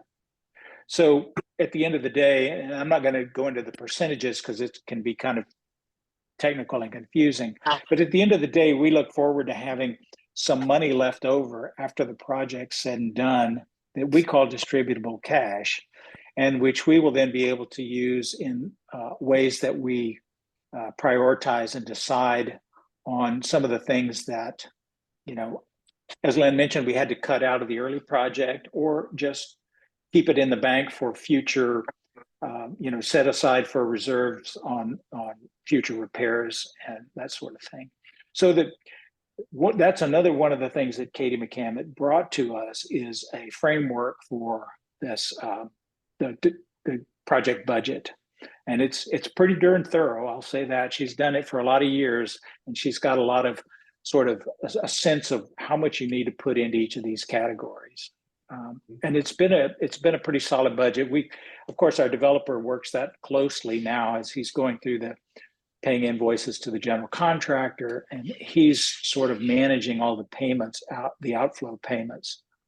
I call myself the treasurer, but I'm really kind of just keeping track of what's going on internally among the members. And David, as a professional developer, is working with the banks and with the construction companies and with all of the other contracts that we have, keeping them paid. And he's got a staff that works with him on that. What software are you using He uses to QuickBooks track your mostly. financials? Okay. QuickBooks. And then, of course, we have a CPA who does our annual filing, because in our case, we get filed as a partnership. Mm-hmm. So everybody who's a member is a partner, and we file that, annually with the IRS. So is it a straight LLC or LLPC? It's an LLC. Okay. Are you able to Good. share your the attorneys? I beg your pardon? Are you able to share the attorneys' information? I'd be happy to give you their names. Yeah. The HOA attorney? Sure. I'll give you the name of the firm that we've worked with. Okay. I like your path template. And the securities person, That's really please. good. I'm sorry? And the securities person, the person who The attorney. drafts your securities. Yeah, I'll Okay. I'll send you both of their names, and so that you could reach out to them. See Thank if you. their experience with co-housing is as good as ours has been. Yeah. You guys were on from the very beginning, or did you come on at a later time? We were from day one. We were Day from day one. one. Okay. Yeah, Can you I like. tell? We did not used to have white hair. Kip used to have long hair. And It wasn't as gray then as it is now. I know it's like, Oh boy, I'm in a world of trouble. I'm gray already. So I well, mean, there you go. Well, then you're just going to be looking the same, you'll be fine. yeah, I do have a question regarding insurances. I'm sure that each property individually has its own insurance, but is there I guess, a balloon, or well, not balloon, umbrella type insurance policy for everything, just in case there's some unhidden stuff that can go wrong? Yeah, so right now we have builder's risk insurance, which is required, to cover the construction. But so going forward, once we're, living in the place, each owner will be responsible for having their own homeowner's insurance for essentially the interior of their home. And then the HOA community will own a broader policy that covers all the common properties and all the outside common elements of the building. And I think it's we're going to follow just a traditional condominium association methodology on buying that. I've not ever owned a condominium, so this is still a learning for me. But essentially, yes, we'll have individual ownership, we'll have homeowners insurance, and then the HOA will have a property insurance on the entire property. All right, very good. I will send. I've actually got a appointment to go get some vaccines, my flu shot, and so I need to leave here in just a minute. But I will send that the attorney's information to Vanda, I think, or whomever you'd like me to send it to. Yeah, send it to me. I'll distribute it to everybody. I'm sure we're going to have to go over this recording again because it's a lot of information. It's a lot of Yeah. big download, yeah. And yeah. honestly, Yeah, it has yeah. taken me years to get all this straight in my head. So I'm really, if you know anything about what we've said, an hour from now, I'll be really impressed because it's just very different. It's very different than any, it sounds to me like you guys have got some more legal and financial knowledge, but I came at this with nothing. I knew how to build a website and that was it. So, but it's just a very different world than most people have experienced. And so it just takes some learning. And that's why I'm really big on using people like Katie McCammett, because they just can really save you a lot of trouble. You won't have to go into the ditch and then get her to dig you out. Well, you've been at this for 6 years, right? Yes. 7 years? Yes, it'll be 7 years in January. And the thing that I would say to people, if people say to me, like, what could you have done differently to shorten the path? I would say that, we took 2017 to kind of get like to where you are now. You could get enough people together. You've got a lot of energy. You think, okay, we've got energy around this. We got to start searching for a site. And I think the site search, I think we were far too picky about the site search. And in retrospect, I would really try and accelerate, because it took us 2 years stumbling around, looking at all kind of properties all over the place. And what I've really come to feel, and you call me in 2 years and come visit us in 2 years and say, well, do you still say the same thing, Lynn? Is that I really feel like it's the community, the people that I'm going to be neighbors with, that are going to be much more important than where we plant this neighborhood.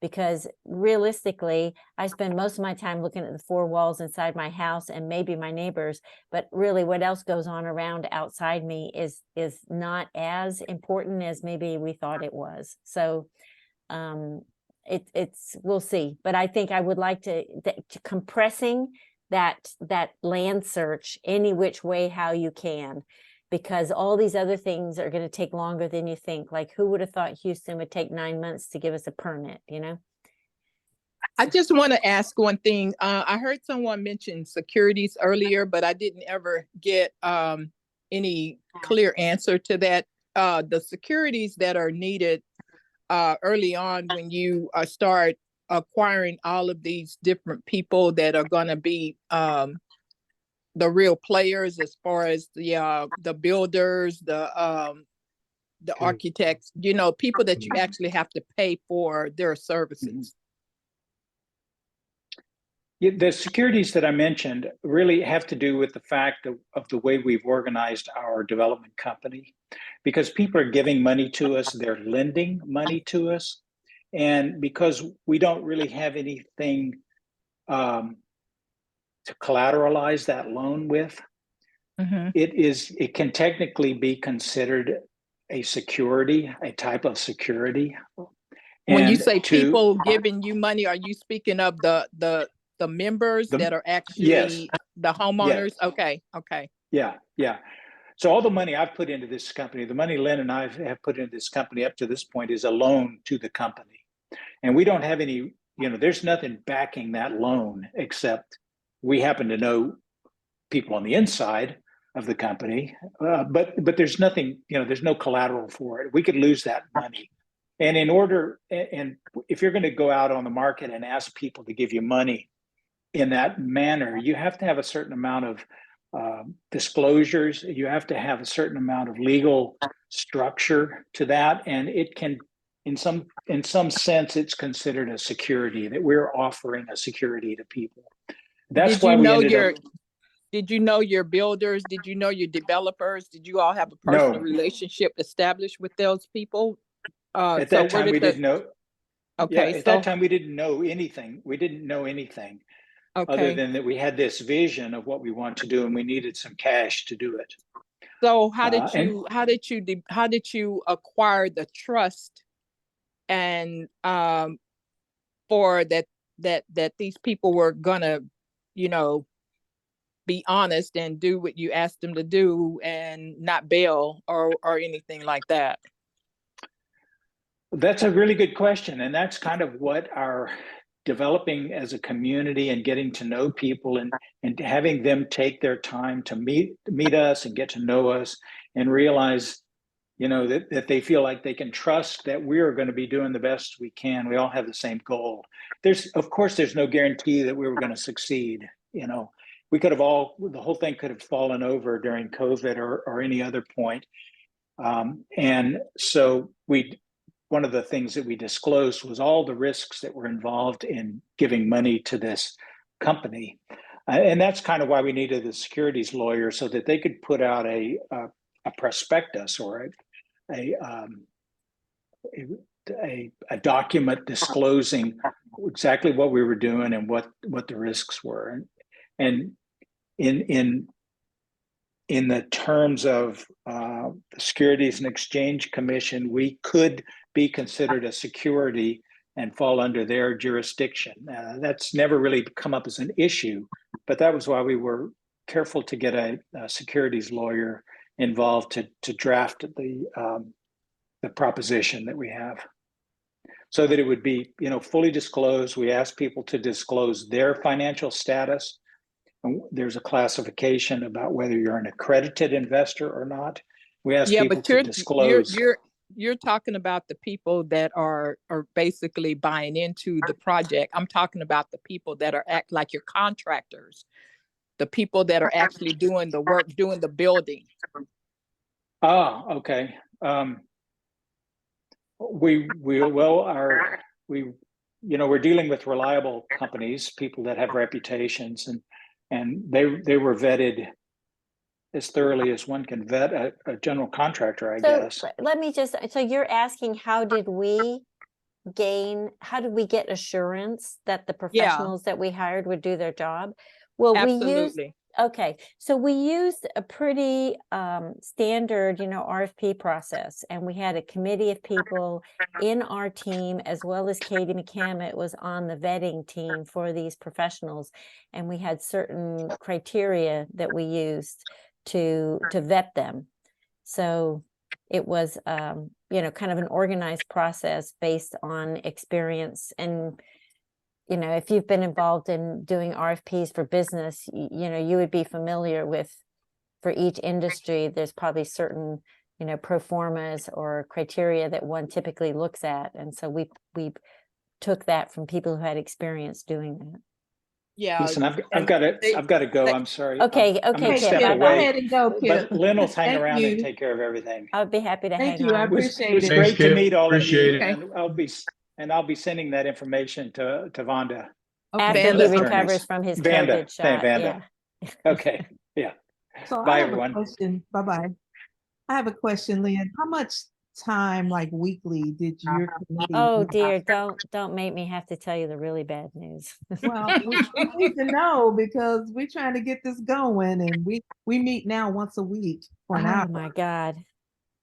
I think it depends. I think that a lot of the teams, so we have, you know, here's another thing I could show you if you're interested. I could show you our team structure if you want to see that. Yes, please. Okay. But now you're really gonna get, you know, okay. I'll just, okay, let me just find my share again here, share screen. And it would also be nice to know how much the consulting fees were for Kate. Okay, Okay. yeah. Thank You know, you. that's a great question, Sophia, and I'm not sure what she charges at today.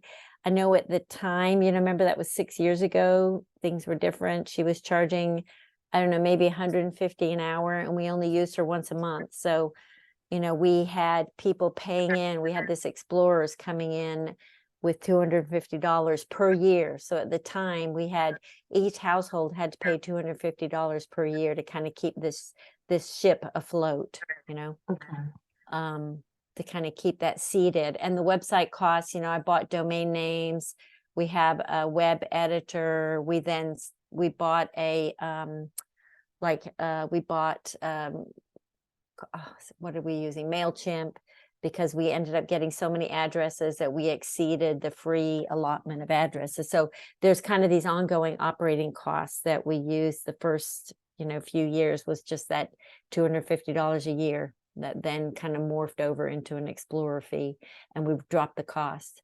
But you were asking how much effort. So depending on, here's kind of the circle. We have a coordinating team that meets once a week, kind of like it sounds like your team is meeting once a week. And that is comprised of the team leads of all these other sub circles or teams. So the buildings and grounds team is not off the, you know, off and running yet, because we don't have the buildings built or the grounds in place. But the construction interface team is a group of 4 people who interface every other week with the professional team. So they meet with the architects, with the developer, with the general contractor, and Katie McCammett on twice a month. And they are the interface between them and the rest of the community. So if there's any decisions to be made, like for example, we all picked a certain refrigerator. With COVID, the supply chains changed. We can't get that refrigerator anymore. So they need to come back to the community, or in some cases, we've delegated them decision-making responsibility on our behalf. They make the decision for us, or they come back to us in our monthly all-member meeting. So we have these different teams, and depending on what we're doing, it's really intense or it's less intense. So the construction interface team is super intense right now because, you know, we're in the middle of construction. There's ongoing issues and topics to do with, you know, whatever with the electricity supply, or, you know, we found out that one of the neighbors has violated the, you know, the property line and put a piece of fence on our side. So there's all these things that they're dealing with. So it's pretty intense. The finance team is in fairly stable place right now, but we're getting geared up to introduce sales contracts to all the members in the month of October. So they're going to start getting into a very busy time period. The landscape team is going to get very busy here shortly because they've been developing lists of plants and prices of things that need to go in as part of the construction build. So they're working on that. Then we've got, here's some social wellness things that are less active and busy. neighborhood engagement is all about us becoming very involved in the community already before we move in, because we want to be, we don't want to be kind of this fortress of people who are moving in from a different socioeconomic background than our neighbors, who are become very isolated from the neighborhood. So we have been working really hard to attend neighborhood engagement meetings. One of our members has joined the elementary school SDMC, that's the Shared Decision-Making Management Committee of the school. So we're really integrating ourselves into the neighborhood. We've been participating in, park renovation projects, and just really we really want to be a genuine part of that neighborhood. So that takes some effort, but it's very sporadic. And if you don't have time to do it, it's not the end of the world. Probably the single biggest effort for the accumulated period of time has been membership and marketing, because that, working on an ongoing basis to find people who, want or interested, who then understand what you're really doing, get them to the point of becoming an explorer, and then, kind of escorting them through that whole membership pathway. It takes a lot of work. And I've been working on that for almost 7 years. And I mean, some weeks I spend, 20 hours on it. I mean, it's a lot of work. And I partner with somebody called Kelly, and she has lived in co-housing before. So she's really, really knowledgeable about the lived experience. But, we do a monthly newsletter. We have twice a month marketing information sessions. I have a database of almost 1,500 people. I make a lot of cold calls to the database. There's kind of an explorer care and feeding program. So we have several explorers right now, and then keeping the orientation materials up to date. We've had a whole long series of interviews with Texas Monthly. We're hoping that there's going to be an article come out in Texas Monthly online version within the next couple of weeks. But all of that stuff, it just takes a lot of time. And another area that we've been spending quite a bit of time on is figuring out how to facilitate meetings in a very consensus spirited way. And so that's taken some training. We've hired outsiders that have come in and worked with our team on some big decisions, because we've all come from very corporate environments, and we tend to revert to our standard command control methods or a majority vote unless we get some outside help to help us. So it's not a great simple answer for you guys, but it's very much kind of ebbs and flows. And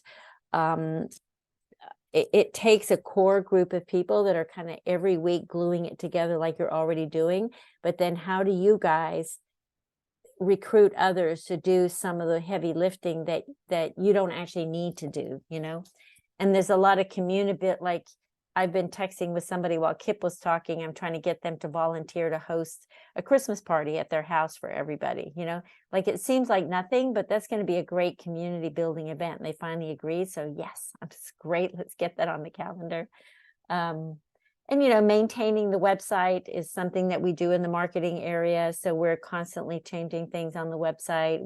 We have social media that goes out in 3 different, social media networks, Twitter or X, and Facebook. And I sometimes will put something on LinkedIn if it's worthy of it, and Instagram. So keeping all of those balls in the air all the time that takes a lot of energy and a lot of work. So that's really the thing that takes a lot.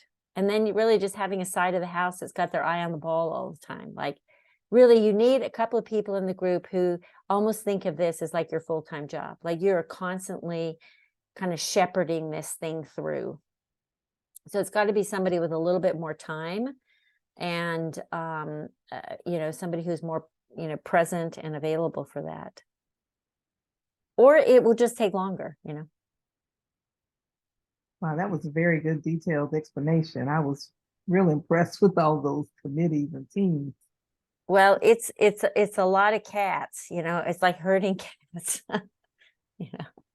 And for most people, they don't think about this in their daily life. They're working, a lot of them working 12-hour jobs, and they've got 3 teenagers at home, and there's just a lot going on. So you got to have it. People ask us, well, there seems to be several people in your group that are a little older, and like, yeah, we're the only ones that have time.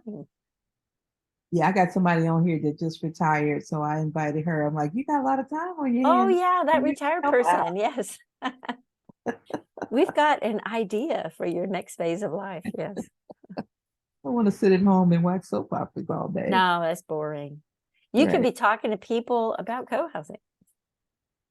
And I'm gonna tell you, it's a whole different I'll say it's a whole different conversation for us because this is something new. And I ask people what co-housing is, they don't know, they never heard of it. No. Well, or people tell me that sounds like some sort of communist thing. Or cult. Yes, a cult. Yes. I've heard all kinds of things. Yeah. Yeah. They just don't Or like, understand. why would you want to do that? You work so hard to have your own house, have all that independence. Why are you going to throw your lot in with all these people who are just going to be annoying and not do things the way you want them to? Mm-hmm. Yeah. Those are the people who never got to share their balls at the playground. They're like, okay, I'm bringing my ball to play, Yes. and I'm taking it home with me. If I'm not winning, I'm taking my ball home with me. Yes, yes, yes. I Well, don't this- want to live next door to them. I want to live with the other people. Right, right. You got to find the right kind of people that want to live with us, live with other people. I know. And it just takes some time, you know. But I mean, I really hope that if we can start generating kind of broader understanding in the city and you guys can get some momentum going, you know, we could even have a, you know, partner info event, you know, where we kind of come together and talk about it, you know. I like that. I like that because That'd be nice. Mhm. I do a fourth Tuesday meet and greet, but I haven't focused it on co-housing.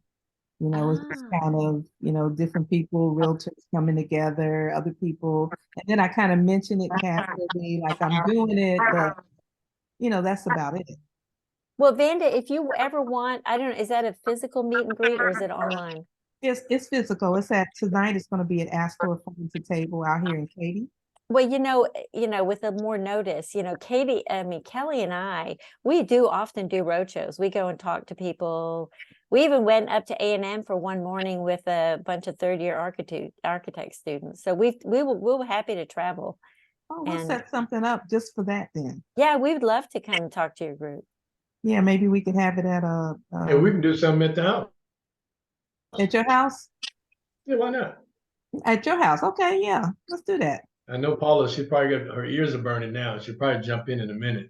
Oh, there she is. Don't take this to the bank. We will discuss. See what I'm saying? Hey Lee, Yeah. I already texted her Christmas party. Yeah, at your Christmas house. party. I think so. I think that'd be a great idea. Well, I have time for Christmas, but I'm perfect. I'd be wonderful. Well, you know, that's one thing that we started right in the first year, kind of accidentally started establishing some traditions, you know, like the annual holiday party halfway between Christmas and Thanksgiving. And then, you know, some people who didn't have family for Thanksgiving, they would then just send out a blanket, you know, text message, you know, who wants to do Thanksgiving at our house. And so there've been some nice things happen like that, you know, just kind of get people getting to know each other without having to talk business all the time, you know. Yeah.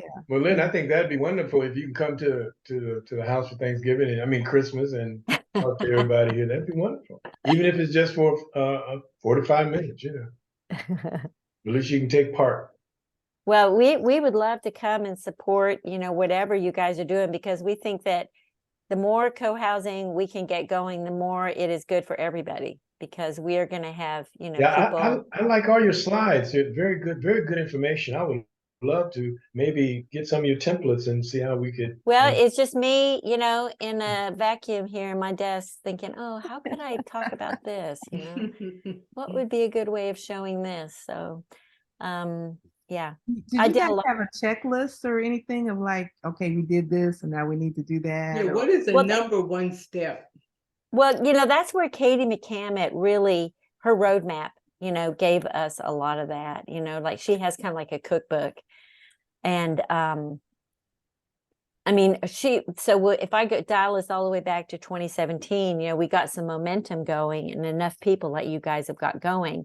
And then, but you guys, how many people do you have who really, you feel like if you guys had a 2-day workshop and you went deep on how to really set this up, at the end of the workshop, how many households would say, yeah, I'm in, I want to participate at a higher level? That's At the this million point, dollar probably question. 6 or 7 right now. Yeah. So you probably want to spend more time building more momentum or not, you know, some co-housing groups, and this is where Katie is useful because she's worked with about 50 different groups. You know, she can tell you it ranges all the way from a single, you know, person driving the whole thing to a group of 6 to, you know, a group of 20. It just really varies. Just kind of depends on, you know, getting land is key, because once you have land, then it becomes really serious. And then the clock's ticking because you're starting to pay property tax on that land. And so Right. then it becomes like, okay, let's get this thing moving. Right. Yeah. So how can We you, looked at some Saturday. oh, you did? Hmm. And We liked it. We haven't talked about it, but we liked Okay. it. So so how much acreage are you looking at? at least 20. Oh my gosh, you guys are the big leagues. We can't even imagine. Boy, 20 in the city of Houston, we couldn't imagine that either. So, Yeah, this but is even out Fort in- Bend, I Yeah, it's mean, in the country. this is Yeah, out but in Really, the country, because Beasley, it was pretty impressive. You know, they have lots of stuff close by. new construction out there. Yeah. so yeah. are you guys looking at kind of like separate homes, like detached houses, or a mix? Mix. Mix? Okay. Yeah, mix. And then like a common house? Yes. Yeah, common house, common pavilion. With the pool and a tennis court. Of course. Yes. Yeah, We understand about the pool. We still have a fantasy pool as well. Yeah, we're gonna have that pool. yeah. Pool is a priority. We're not moving without a Especially these pool days, right? in Houston. We wouldn't even put in a road, like you said, it may be gravel going up to it. We don't have that pool. Yes. Well, gosh, that sounds so exciting. Well, you could become then our rural retreat center. We could Yeah. say we're going out to the country, co-housing. Yes, Exactly. yes. And you could be our city partners. Yes. If you guys are coming in to do something fun in the city, a concert, say, can we come stay at your place? Yes, okay, come on in. That's what I'm Yeah. talking about. Yeah. Then you know the funniest thing with my kids, we're talking because we kind of plan our lives together. Uh-huh. And the ideal situation would have a city house and a country house. So when we do things, we don't have to rush to get back home at night because Yeah. we're in the city. Then over the weekend, we go to our country house. So Yeah. that would be nice to crash at your place. Well, we can just swap. You know, I can go for a country weekend and you can come for a city weekend. Yes. Yeah. But really what we all need to be thinking about is a co-housing in the north where it's cooler and a co-housing in the south. That's what I'm thinking after this summer. Oh yeah, that would be nice too. Yeah. So. Well, Lynn, We got to get ours off the ground. We've been talking, I guess, about a year, Vanda. You probably been talking 2 years. No, just last year. Just Well, this last year. since Sheila went to the up to Madison, that was like last October. Then we started having like a monthly meeting, and then just this year we ramped it up to weekly. Yeah. Okay, yeah. But the same people that I was talking to on monthly, they're not here. So, you know. Yeah, well, and that's what we have to define, our core group, and then move forward, and then we invite people along the way. Yes. But at least we have some structure to tease with, like, okay, we got this 27 acre, and this is what it would take for you to join our group. Yeah. So I think we have enough, I don't know, 5, 6 people to move forward. Yeah, we got to get our legal structure and then figure out the, membership fee and that kind of stuff. So, and then the security, how we get people so we can show them, okay, here you have some security built in with your investment. You know, that question about security, I'll tell you one thing that people said to us is that, through this Explore orientation, people, because we had a lot of things really organized in terms of online documents that they could navigate themselves and see how it was organized. I think that gave people a sense of, wow, this is really this is a real thing, you know, like beyond the legal documents, I can see that there's a lot of structure and a lot of thought put into how this is managed, and it runs on a regular basis. So, you know, getting all of that set up before you get a lot of people coming in was really helpful, so that you kind of look organized, even if you don't feel agree. organized. I agree. Just get your core group, and Yeah. you know, you can branch out after we kind of know what we're doing, and not have 20 questions coming from 20 different directions. Right. Yeah. So, So- would you recommend? Did you start the LLC paperwork before you had everybody? What? No, we Everybody? did not No? start working on the LLC paperwork until 2020, and we started in 2017. Because the LLC paperwork, the reason for getting that going was to have a business entity which could then sign the agreements with the architect, sign the agreement with the developer, and then get in and buy the land. Yeah. Okay. So But you did have, right now you with did your start your membership, financial piece. Yeah, we started our team organization without any LLC. We just started, you know, just imagine a nonprofit loose group, you know, church group, even, like you get organized with these different groups, and we had team leaders and we had regular meetings. But that was kind of like forming a corporation, though. It's still the same, right? Yeah, I mean, we were kind of acting like it, but we weren't officially. Mm-hmm. And we started from day one, a very rigorous structure of agendas, minutes. I have every single meeting documented all the way back to 2017 for every team. So we were really, really organized about that.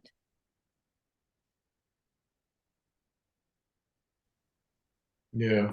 I've got our meetings documented in a Google Drive doc. Where are you hosting your Well, doc? I host everything in Dropbox because I wanted to have a separate entity own the structure and own the documents, so that people could come and go and it wasn't associated with any individual. And so we have a Google Drive that houses all of these, you know, documents. And yeah. And then when they get out, you can disable their access Yeah, to. exactly. So I have a pretty tight security on everything. And, you know, if you come in as an explorer, you only get view permission. When you become a member, you have to come and talk to me about how to use Dropbox. And if you need it, I'll give you editor permission, because I don't want things disappearing or getting deleted. And anyway, I have things backed up to a C drive somewhere, so that because I felt like, you know, legally we wanted to be able to demonstrate all of our decisions in all the meetings. And we also wanted to be able to show any new members who arrive on the scene later, after many years of decision making. We want to be able to show them a decision log and a trail of you know, of thought that was going on in the group. Like, why did we decide to hire this architect? Why did we decide to exclude the swimming pool in the initial build, or the solar panels were going to come later? What was the thinking and the conversation on that, to have all of that, you know, available?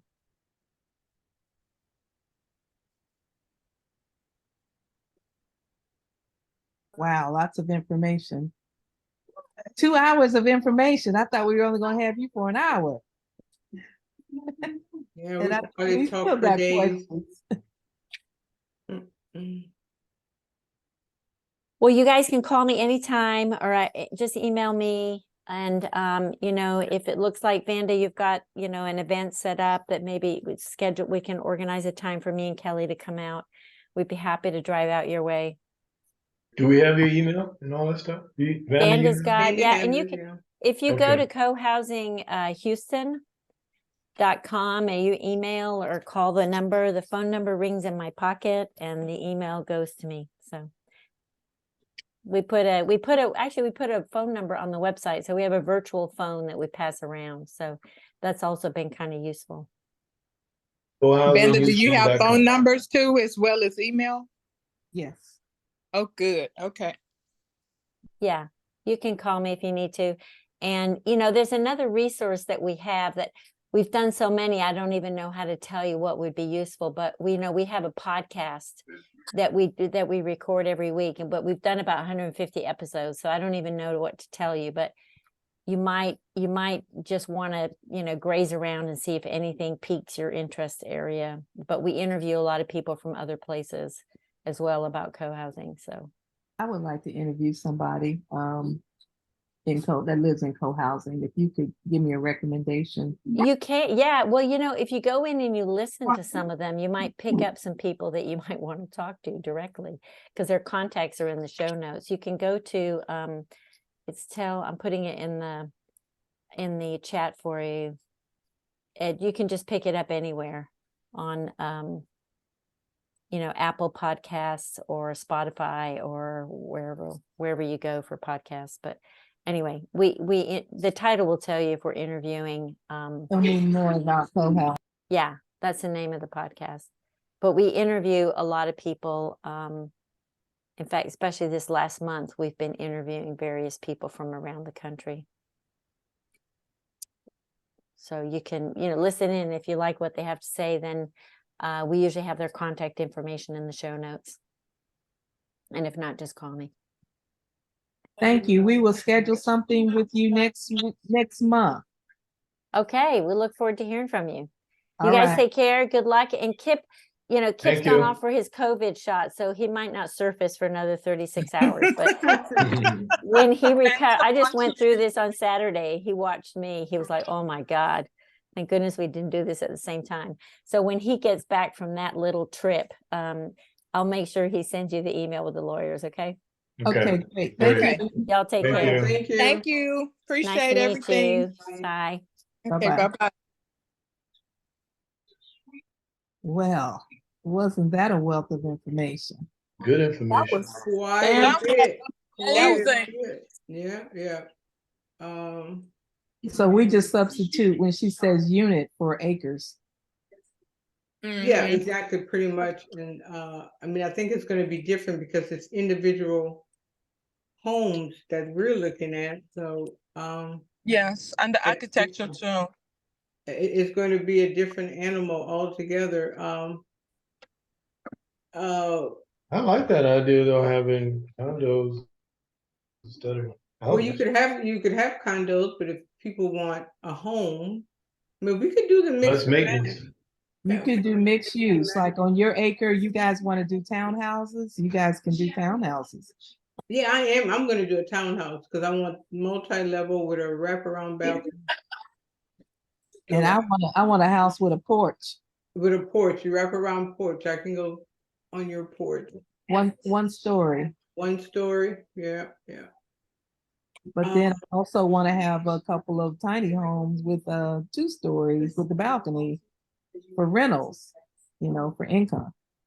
Well, then you could have, but it sounds like with the developer that we need to speak with so they could tell us, okay, yeah, y'all have this a pipe dream, there's no way, Right. or yes, you can do that. So that Yeah. really we need to either speak with one. If we speak with theirs, this David Kelly, set up something to speak with him where we can pitch our ideas and he could say yay or nay. So do you guys want me to see if I can get him to come next week, or we can set up an appointment with him? Yeah, That I would be think so. I think so. And since ours are different, because A he's the what? developer, our project, our vision is very different from the one we just heard. Yes. We're building individual homes, individual plans, individual designs. So you work with the architect on that. Since the So developer. wouldn't you need a developer though? The architect would just be the drawing. Well, we have several options. We have one of several options. Our architects, each person could bring their own design. If you like a Coventry home, you could take a Coventry home exactly the way it is, a David Weekley home exactly the way it is, and it can be built for you. A general contractor can build it for you. A construction company can build it for you. Yeah. The nice thing about a developer is they will do everything from under the ground to above the ground. That's the advantage of working with a developer. But it does not mean that a developer that we're restricted to specific designs. No, it just means that if we're doing very unique things, that we might have to, we have different options too. We could go even if we do that. We could do just the construction costs, which means we're paying them for just labor and we're buying parts. So they will do the common work, like the land development, because we're not going to individually do land development, that's communal. So the developer can handle that. And then our individual constructions, we could get a contract with them where we're paying just labor and then we're supplying the materials. Or we could do, we have so many options. There's And a lot of yes, ways we could do this. Yeah. Yeah. But I know David Kelly, if he learned from the McDermott lady, he wouldn't charge, I don't think he would charge as much as she would. And plus he's local, so he may know the Fort Bend, rules and stuff, whereas Katie wouldn't. Yeah. Yeah, well, I think, yeah, individual, because I would want my individual custom townhome. But would David Kelly be able to tell us, can we build this on this property? Or so we would need a developer. No, so technically that's the architect to tell you, not the developer. That's an architect. Yeah, I know, but wouldn't we need both? I would need the architect to draw my plans, but we need a developer to develop the land for one. Well, whoever does the permits, because you have to get permits. So the first thing is we can do this one of so many ways, so many. So we do not even need to use a developer, David, or any other developer. We don't. We could just use construction. You could bring your own permits. Somebody could do permits for you. The person who does permits does not need to ever have to do any construction work. You could just do permits and walk away. You could just do architecture, which means draw the designs. These designs are agnostic of the area, of the terrain. That is why you can buy a design online and put it on any piece of land. Then when you get now to building, the builder still needs to check now what the soil is, the depth, the width. Now those are the dimensions of the person building. And the builder could be a company, a development company, could be a construction company, could be contractors, you have several options too with building. And then whomever is doing the actual construction need permits. So when we talk about permits, there's several permits.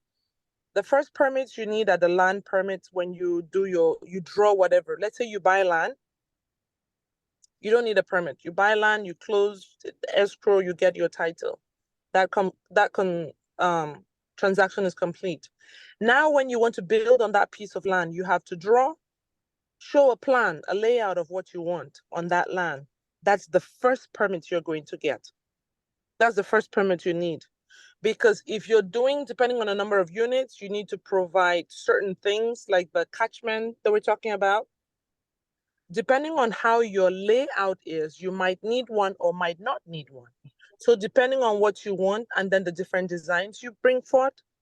Now, the city is understanding what it will cost you, because some things, depending on how you've constructed it, the distance between the houses, the open spaces, how water is draining, where the lot is, and things like that. You might need certain things that other developments, same designs, won't need. So we need permits for that, for the layout. Then the drainage and things like that, permits, we need permits. Then now when the house itself is eventually built, you need occupancy permits. Now, whomever built the house, they need to have the house inspected by the city, and the city has to give occupancy permits. So there are several permits which we will need. Okay, so are these permits that we go to the city and apply for, or we need a developer, an architect, a construction company? Who pulls the permit? Anybody can go and apply for it. So if you want to do your permit, you just go, you take your paperwork. If you could build, think about it this way. If you bought your land and you wanted to build your house, you could draw your house by yourself and build your house by yourself. You know that. Just cut the wood, let it dry, build your house. Or pour out the concrete, you can build your house. So whatever drawing you take to the city, the permits, they'll look at it and see how sound it is, and they'll approve or work with you to modify it until it gets approved. And then when you start building, you have different levels, different times at which they'll do inspection. because if you get to a certain point, you could have to demolish everything because one thing wasn't to code. So there's Yeah. no need for us getting involved in that. We let the builder, whoever is working on it, work on those permits. Most of the times, people who do the construction handle those permits. Okay, so I guess we need to have this nailed down, I guess. What are we going to do? Well, I guess first we have to buy the land, so that would kind of answer. So I think for starters, we need to come together and agree concretely what our budget is, what we want to do. Once we've agreed on that, then we'll find the land. Once we found the land, we could do it concurrently. We need a solid project plan with different phases, different milestones, and understand what each step entails. And that is why we need an expert such as David or any other person who's in this space. Or if Katie has a plan, a blueprint we can use, who could take it and customize it for what we need. Sounds like it's quite expensive with Katie. $150 an hour is no, not bad. It was 6,000 up front, and then I think it was 150 an hour. That's what she said. Yeah, because they had to raise money for that 6,000. Well, it was for the 2-day workshop, the 6,000. But I think a meeting with David might help us understand. Yes, certainly. Understand what he can do and what he can't, and also and direct us on what the steps are, on what we should do. But like as you mentioned, that this project timeline, we need to start putting this on paper and recording the date that we achieve this milestone, or do we project it out? So I say let's meet with David. He probably will get us to a next step, because right now. But David is one piece of our puzzle. Our project plan is ours, it's not David's. But yeah, no, but we have to start somewhere. I mean, how do we even start? We don't even know. I'm speaking for myself. I don't even know. I mean, I know it is. I purchased a home 30 years ago, so I know that part. But when we talking about co-housing, we have 27 acres. 7 acres go to public roads, community, shared space. We have 20 left. How many acres does each of the core people get? I mean, that's what I'm saying. We need to have that conversation first before we go. They're not conversations that are dependent. We could talk to David while still having this conversation. Yeah, I agree. So all of that, we need to determine, first of all, we need to determine who are our core people. Vanda. Yes. I'm still here. Core people. And that's what we have to determine, who's our core people. Like Lynn said, or I guess was her husband, they required $10,000 from each person. Vanda, what was $500 for? The what? Vanda mentioned something about $500 last week. What's that for? Yeah. To seed money, to know that you're serious. Yeah. So, okay, I think that is one way. So it's saying we can give a timeline already to say we have October 15th as a before. So we have a meeting today, for instance. So by next month end, by the next meeting, the last Tuesday of October, every member should have had their $500 in. I think that's more than enough time. Yeah, I think, but Vanda, you put that deadline November 3rd, right? In the email. Yeah. I think you put there's an email. Oh, I take it back. Sorry. Yeah, she put the email out saying November 3rd. And then I guess the point is like, okay, where's this money gonna go? Who's gonna hold it?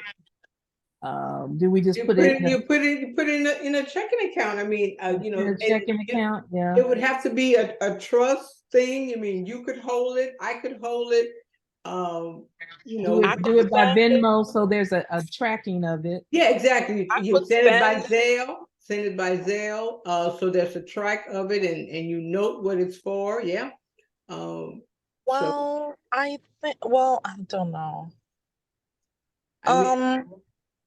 We could already start thinking about, because registration, we could always vendor, work with Mark to set up an LLC. Who's Mark? Yeah, who's Mark? Oh, well, yeah, I don't want to do it with him. I don't want to do it with him. I know who Mark is. Yeah, I don't want to do it with Okay. him. Okay. I want Well, to we do it have, with, I mean, I we wanna have do it this, with we an have this attorney, we have this attorney that I've used before. She charges $99 monthly fee, no contract, no retainer fee. You could use it for 1 month, cancel. She would create the INC, because that's what I told her we wanted versus the LLC. Why? Why Oh. INC over LLC? Well, I don't know, Lee mentioned INC was better than a LLC. So I think Lynn said they have an LLC. yeah, I think she does, but we're different. They have, Yeah, but that's what I'm trying to figure out. What's your rationale for INC over LLC? I don't, Lee is the accountant, and he mentioned, this was last week, right, Vanda, when he talked about it. yeah, and Lorna sent me 2 documents right before the meeting. I'm about to send them out to you guys now. And Is it LLC? it's LLC and INC. It's advantages. Yeah, because I don't know the difference between neither one, but Lee mentioned that. Well, they have an LLC which is member, Oh. and I did put that in a form. Maybe that And was Lee that sent it out. Was it yeah, you, Lee? I did send it out. It's an Oh, okay. operating. You can have an operating listing in the LLC, so it works either one. It just depends on how extensive you go on with it. So it works for them as a member, and that it probably could work for us as well. Either one. What, okay, so do we want an LLC or we want an INC? We need to do some more investigating.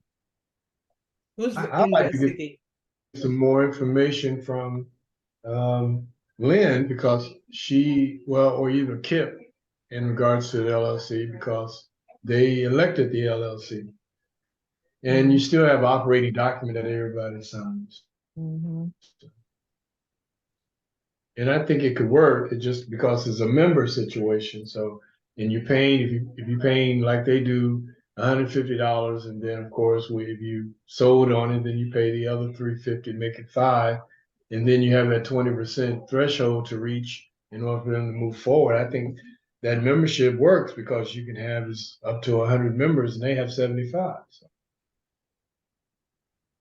I just forwarded the document on to everybody on the call. Sorry, I missed who has 75 members and what's the, I missed how you arrived at those numbers. Which one? 75 and 100. Who has 75 members and what has a cap of 100? Lynn and Kip have they have 75 members. Yeah, I thought that diagram, she showed the 75 members, I think. Yeah, they have 75 members right now. So, I mean, the LLC allows you to have up to 100 members. Yeah, we're not having more than that. Yeah, we won't have 75 members. we shouldn't even have up to that. But what determines which one is better? What we want to do, what we need to do, our the legal implications, our liabilities. But okay, so I mean, this document, advantage of an LLC, you got liability protection, tax benefits.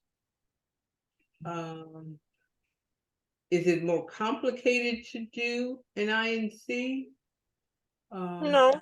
No, but you can No. have an LLC under your INC, right? I thought there was a reason that You can you can be incorporated and have an LLC underneath. You can start an LLC and incorporate and still have it underneath. Either way, it's just a dollar amount to get it started. It just comes with more paperwork for an INC versus LLC. Which one is more paperwork? The INC just comes with more paperwork. Oh. So Vanda, who is this attorney Titus? He's who I talked to yesterday. He has a group of, I guess, engineers and developers, and Yeah, I he's listened to attorney. his group last night. Yeah. And it just kind of seemed more in line with what we're doing. I'm ready to share the information. I thought I did share it last night. Did I just share it with you, Valeria? I don't know who you shared it with. I thought it was several people on that email. Wait, hold on. Yeah, I think so. To share it with I us. might not have looked. I was hacked, y'all. So I had to delete a bunch of stuff, and I've been really going through trying to clean up. Yeah, she sent it to 10 people. Yeah, Sophie May, you should have gotten it. Okay, then I'll go check. I'll check my email. No, it's that text message. I'm gonna stop the it's a recording. Yes, a text message. Yeah, Okay. just now you don't have to record this. We just brainstorming really. Yeah, stop it.